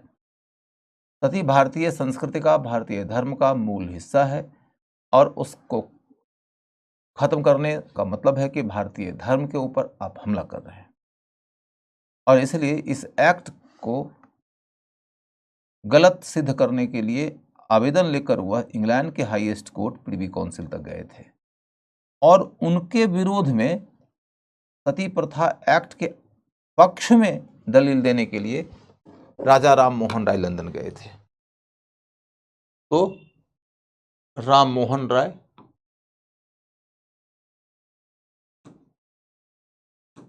वर्सेस राधाकांत देव का विवाद होता था। राधाकांत देव एक्ट के विरुद्ध थे, राम मोहन राय एक्ट के पक्ष में थे। बल्कि राम मोहन राय ने तो सरकार को मनाया था इस तरह का एक्ट बनाने के लिए। सरकार ने एक्ट बना दिया तो जनता को जागरूक करने का प्रयास किया कि जनता इस एक्ट का स्वागत करे। और जब लंदन में जाकर प्रिवी काउंसिल में अपील की बात आई तो वह लंदन जाकर इसके पक्ष में भी दलील देने की कोशिश किए। हालांकि इस दौर में यह भी ध्यान रखना है कि वो लंदन से लौट के आ नहीं पाए, माने इंग्लैंड में ही उनकी मृत्यु हो गई। ब्रिस्टल में उनकी समाधि है, ब्रिस्टल में उनकी समाधि है। उनके मित्र और उनकी संस्था ब्रह्म समाज के एक बड़े संरक्षक हुआ करते थे द्वारकानाथ टैगोर। द्वारकानाथ टैगोर के बेटा देवेंद्रनाथ टैगोर हुए और उनका पोता रविन्द्रनाथ टैगोर हुए। द्वारकानाथ टैगोर ही ब्रिस्टल में जाकर समाधि बनाए हैं राजा राम मोहन राय की। राजा राम मोहन राय ने समाधि ब्रिस्टल में है। ठीक है। उसके बाद फिर अंततः तो क्या हुआ भाई, सती प्रथा पर तो रोक लग गई। एक बहुत बड़ी बात यह हो गई कि भारत में महिलाओं की दशा में सुधार की दिशा खुल गई। उसके बाद एक कई सारे अधिनियम आए, कई तरह के सामाजिक सांस्कृतिक प्रयास शुरू हुए। तो वुमेन एम्पावरमेंट की दिशा में देखोगे तो सती प्रथा अधिनियम ना एक टर्निंग पॉइंट है। टर्निंग पॉइंट को ज्यादा महत्व इसलिए दिया जाता है क्योंकि ये भले उतना ज्यादा कामयाब ना हो, भले समस्त समस्याओं का समाधान न खोज दिया हो, लेकिन समस्याओं के समाधान की दिशा में यह पहला कदम है। ठीक। अब सती का मतलब भी नहीं समझते हैं कई लोग, क्या हद है यार। सती का मतलब होता है यदि किसी स्त्री के पति की मृत्यु हो गई हो तो वह स्त्री अपने पति के शव के साथ खुद को जला लेती है, उसको सती कहते हैं। ठीक है। सती प्रथा के अधिनियम के पश्चात फिर देखो कन्या शिशु हत्या रोक,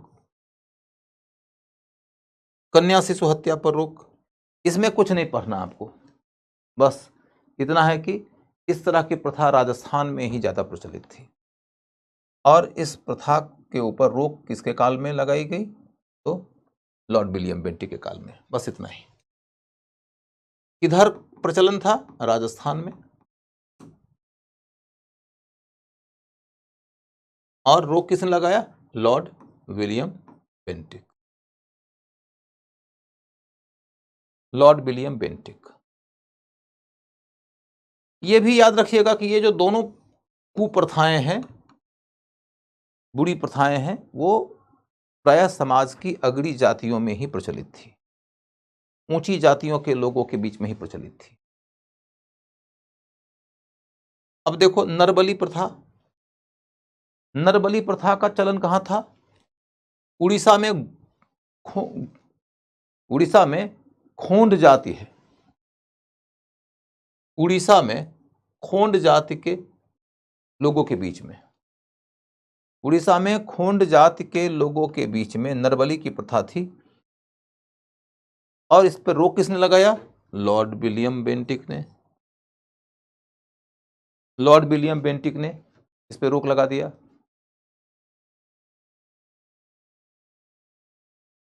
इसके बाद फिर ठगी पर रोक।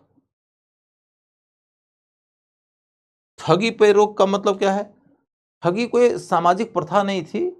बेसिकली मध्य भारत के इलाके में बहुत सारे लोग साधुओं का वेश बनाकर लोगों को फ्रॉड कर लेते थे, उनको लूट लेते थे और कई बार तो उनका कत्ल भी कर देते थे। तो इन लोगों के कारण मध्य भारत के इलाके में व्यापार वगैरह असुरक्षित हो गया था, यातायात बहुत असुरक्षित हो गया था, अराजकता बढ़ गई थी। तो उनके खिलाफ कठोर कार्रवाई किया गया। गवर्नर जनरल वही लॉर्ड विलियम बेंटिक था। लेकिन इसमें एक अधिकारी का नाम आता है जिसको इसका क्रेडिट दिया जाता है, तथा स्लीमन। स्लीमन स्लीमन नाम के एक अधिकारी ने इस अभियान का नेतृत्व किया था, जिसमें कि बड़ी कठोरता पूर्वक, बहुत निर्ममता पूर्वक उनके खिलाफ कार्रवाई हुई।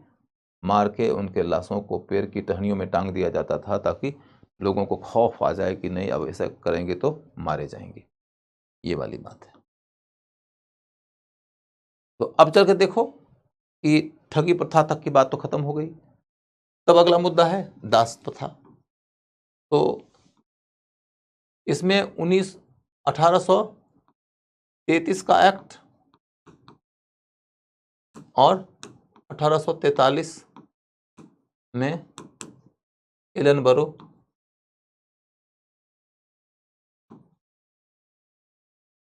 का एक्ट महत्वपूर्ण है।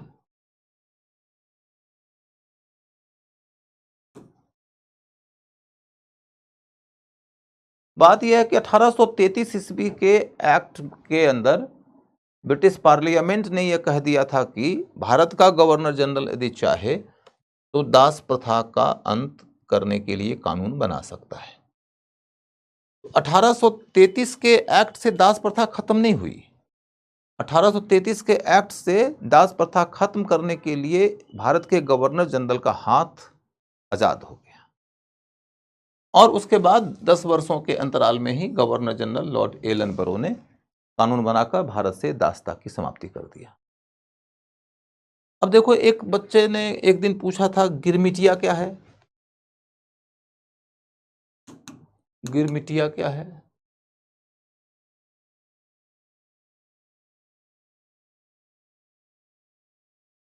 तो गिरमिटिया भारत से बाहर जाकर काम करने वाले लोग थे।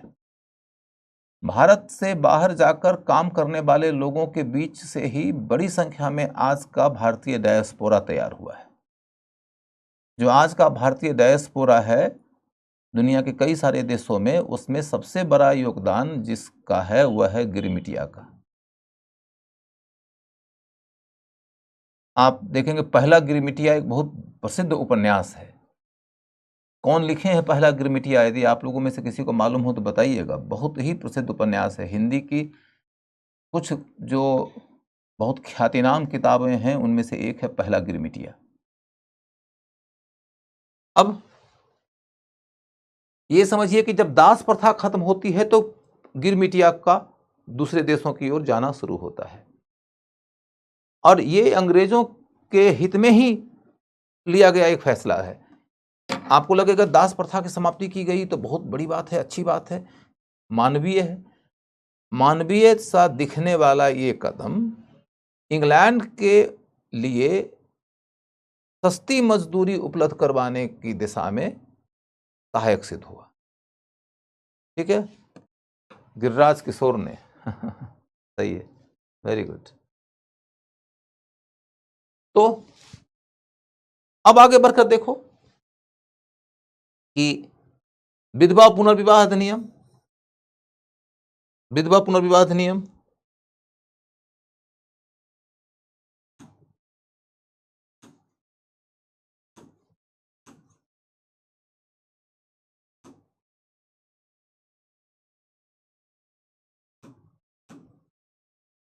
विधवा पुनर्विवाह अधिनियम ये क्या है भैया?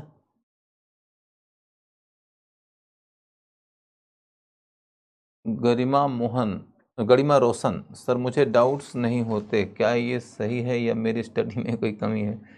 गरिमा देखो बेटा कि डाउट नहीं होते हैं क्लास के बाद, तो ये हो सकता है कि क्लास तुम्हें पूरे तौर पे समझ में बात आ जाती हो। यदि तुम इसके आगे भी अपने आप को एग्जामिन करना चाहती हो तो तुम प्रीवियस ईयर के क्वेश्चंस को देखो। यदि क्वेश्चंस बन जाएं तो समझना कि तुम्हारी तैयारी अच्छी हो गई। यदि क्वेश्चंस ना बने तो तुम क्वेश्चन पूछ भी सकती हो आगे चलकर। बहुत सारे लोगों के डाउट्स इसलिए भी रहते हैं क्योंकि वो बच्चे क्लास में आने के पहले उस टॉपिक के बारे में कुछ भी नहीं पढ़े थे। कई दफ़ा डाउट इसलिए भी रह जाता है क्योंकि बच्चे का कंसंट्रेशन लेवल कमज़ोर है, बच्चे को पढ़ने का अभ्यास नहीं रहा है। वो क्लास में बैठता है 10-15 मिनट के अंतर्गत उसका दिमाग कहीं कहीं कहीं कहीं और दौड़ने लगता है। कई दफ़ा बच्चा ये समझ नहीं पाता कि आईएएस का एग्ज़ाम है, उस एग्ज़ाम के लिए जो अच्छी तैयारी होती है, उस तैयारी में शिक्षक सिर्फ कथा कहानी आपको सुनाएंगे नहीं। हाँ, कई सारे शिक्षक सुनाते भी हैं तो उनका क्लास आप इंजॉय कर सकते हैं, उनके क्लास से आप परीक्षा नहीं पास कर सकते। लेकिन यदि आपको परीक्षा पास करना है तो एक ही क्लास के अंदर किसी भी विषय का बेसिक भी पढ़ना होता है, थोड़ा सा उसका एडवांस लेवल भी पढ़ना होता है और फिर अप्लाइड लेवल पे भी जाना पड़ता है। और जब आप क्वेश्चन को ध्यान में रखते हुए पढ़िएगा तो आप सोचिए कि शिक्षक की मजबूरी होती है कि आपको वो एक ही क्लास में तीनों लेवल से गुजारें, तो बच्चों का सहयोग तो चाहिए ना शिक्षकों को। और बच्चों का सहयोग यही होता है कि तुम थोड़ा सा खुद भी पढ़ के आया करो। बच्चों का सहयोग यही होता है कि तुम कॉन्संट्रेट किया करो। बच्चों का सहयोग ये होता है कि समझने में कुछ दिक्कत आई तो पूछ लिया करो, उसी समय पूछ लिया करो।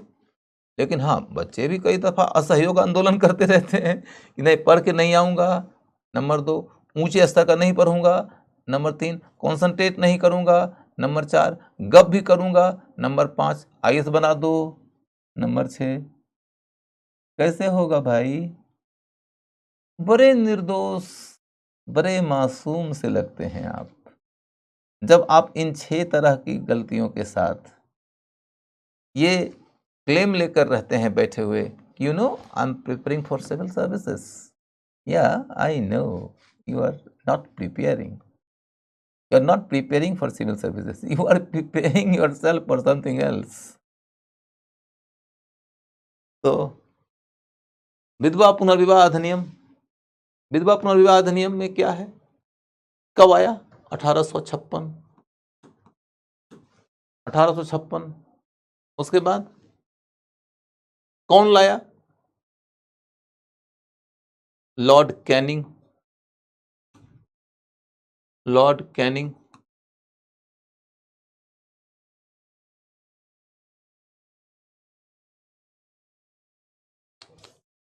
लॉर्ड कैनिंग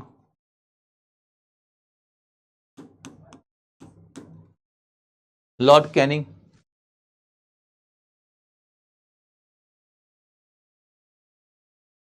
उसके बाद प्रावधान क्या है कि विधवा का विवाह हो सकता,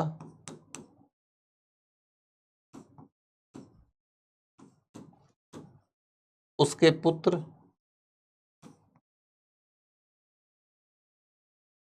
को उत्तराधिकार मिलेगा,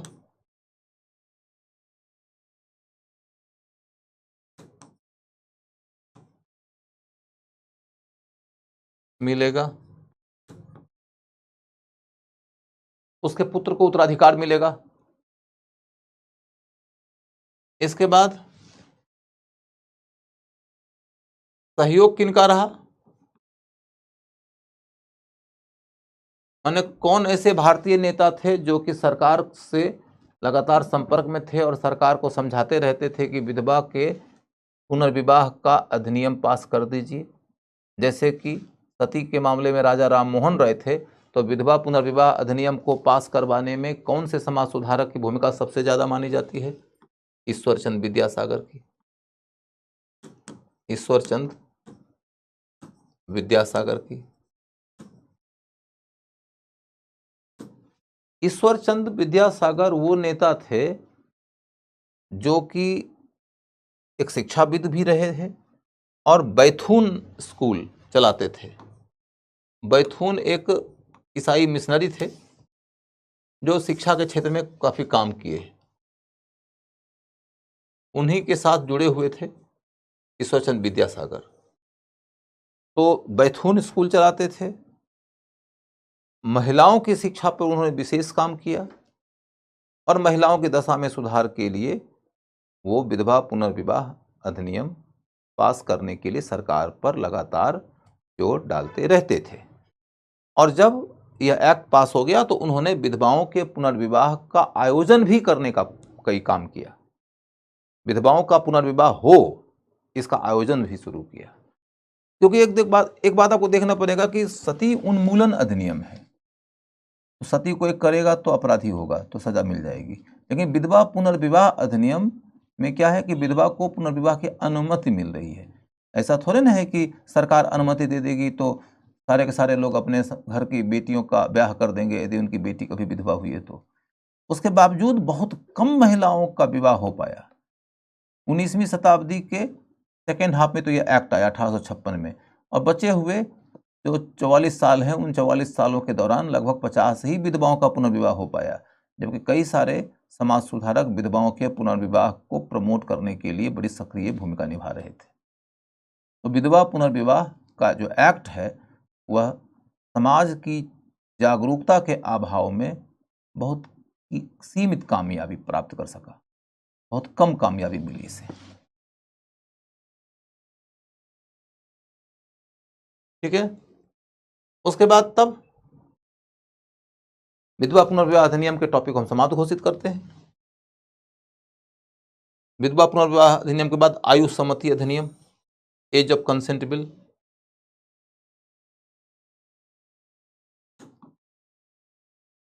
एज ऑफ कंसेंट बिल,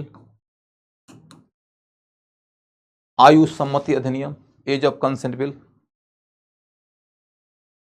आयु सम्मति अधिनियम, एज ऑफ कंसेंट बिल।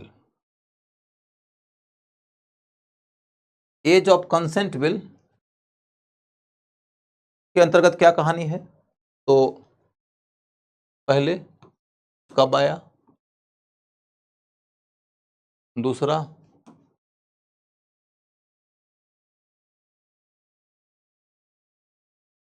पृष्ठभूमि क्या है,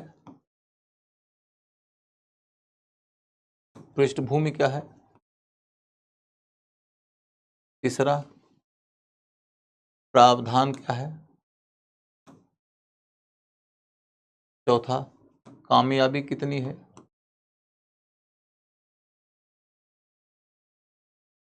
कामयाबी कितनी है। तो आप ये देखोगे कि एज ऑफ कंसेंट बिल कब आया? तो 1891 में आया, 1891 में आया। हाँ, एक और चीज है, भारतीयों की प्रतिक्रिया, भारतीयों की प्रतिक्रिया। कब आया? 1891 में। पृष्ठभूमि क्या है? तो रकमाबाई का केस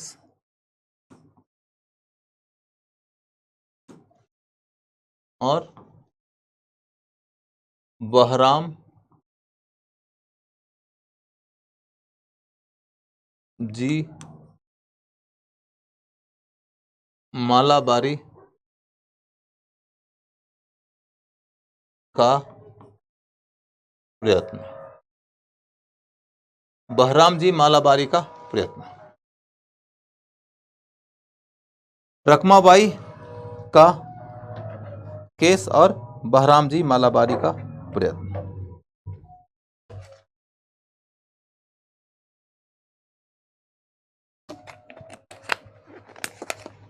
तो हम ये देखते हैं कि जो रखमाबाई का केस है उसको समझें। रखमाबाई नाम की एक लड़की का विवाह बाल विवाह की अवस्था में हो गया।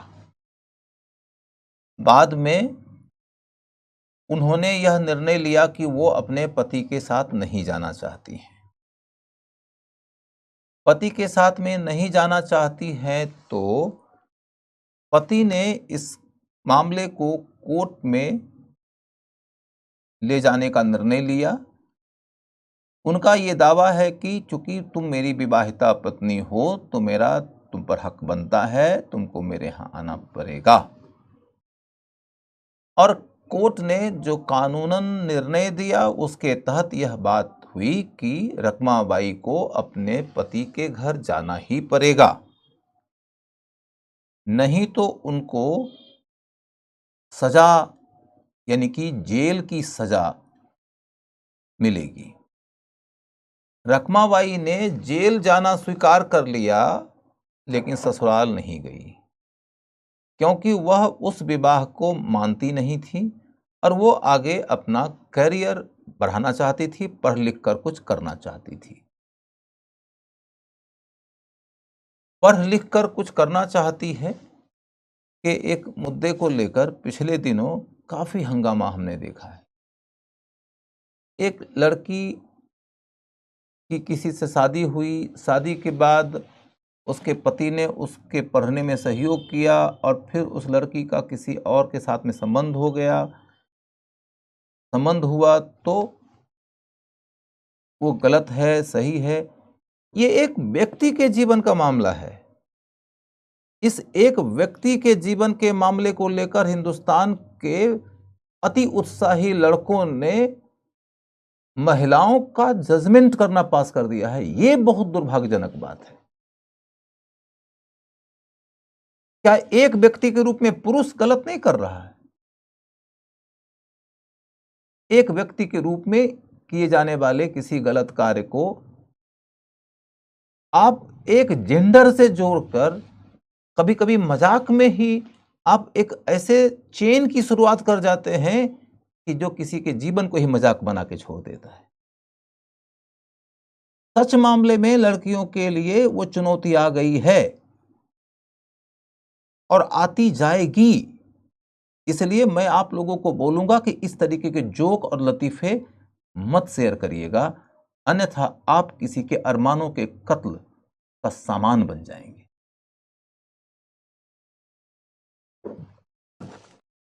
अब देखो कि रखमाबाई का केस में रखमाबाई ने यह तय किया कि मुझे तो भाई आगे की पढ़ाई करनी है, मैं जेल जाने के लिए तैयार हूं। And she was sent to jail. Jail चली गई। लेकिन इसकी जब खबरें अखबारों में छपने लगी और छपते छपते यह आगे इंग्लैंड तक के अखबारों में छपने लगी, इंग्लैंड की सरकार को इसका ज्ञान हुआ।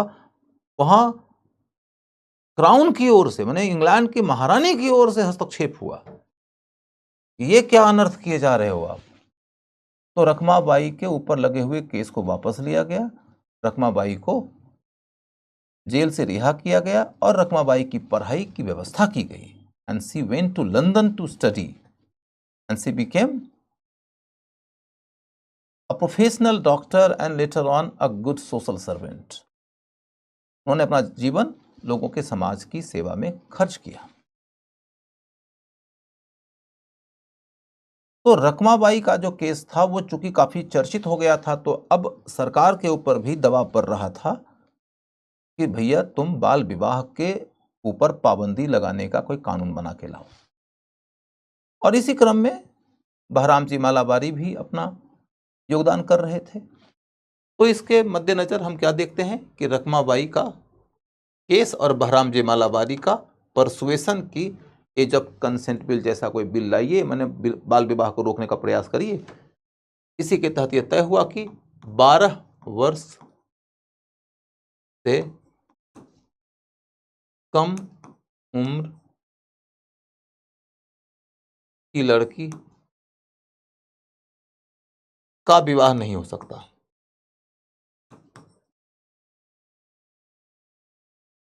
12 वर्ष से कम उम्र की लड़की का विवाह नहीं हो सकता।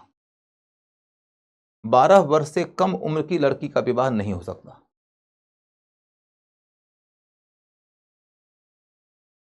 ठीक है। इसके बाद फिर अगला मुद्दा क्या है कि जब ये एक्ट आया तो इस एक्ट को लेकर क्या प्रतिक्रियाएं हुई। भारतीय राष्ट्रवादियों की प्रतिक्रिया के ऊपर चलकर देखिए।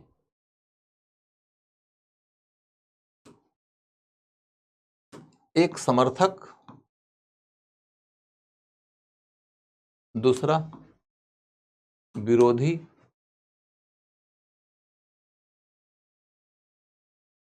समर्थकों में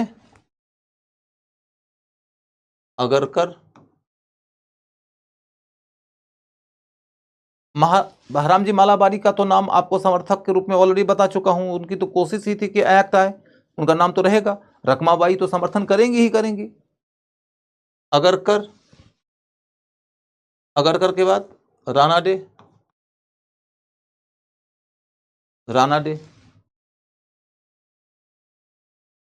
अगरकर मराठा अखबार उस समय निकलता था और उसका संपादक हुआ करते थे ये क्या कहते हैं अगरकर, और अखबार के मालिक थे तिलक। तिलक जी इस एक्ट के विरोध थे। वो नहीं चाहते थे कि सरकार हस्तक्षेप करके ऐसा कोई नियम बनाए। ऐसा नहीं कि वो बाल विवाह के समर्थक थे। वो कहते थे कि हम समाज में सुधार करके धीरे धीरे अपने समाज की बुराइयों का समाधान खोजेंगे। इंग्लैंड की सरकार को हस्तक्षेप करके या भारत की अंग्रेज सरकार को हस्तक्षेप करके हमारे समाज में सुधार करने का हक नहीं होना चाहिए। तिलक जी इस वजह से विरुद्ध थे। तो तिलक जी का जो अखबार है मराठा, उसका स्टैंड है कि यह एक्ट गलत है। लेकिन अखबार के संपादक हैं अगरकर, उनका ख्याल है कि यह एक्ट अच्छा है। उन्होंने पहले ही दिन अखबार में संपादकीय में एक्ट का समर्थन कर दिया।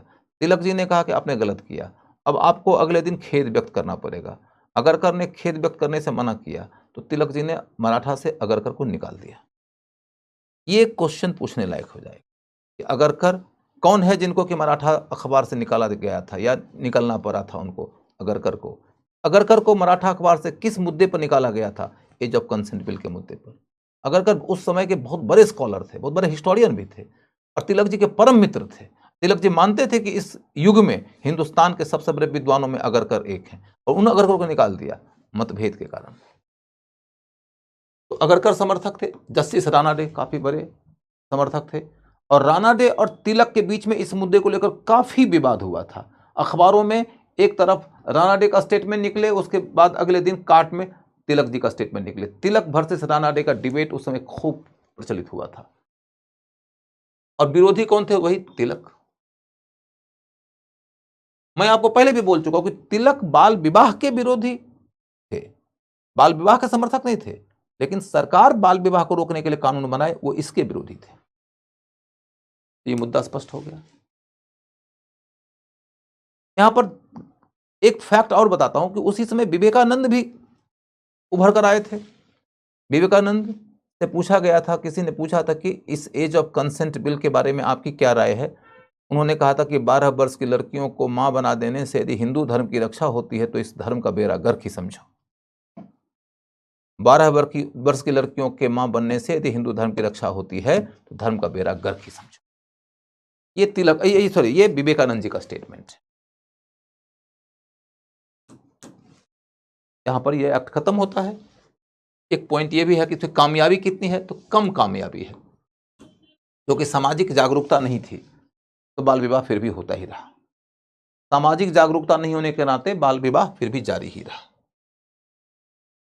अब जो एक्ट है वो कौन सा है? शारदा अधिनियम। शारदा अधिनियम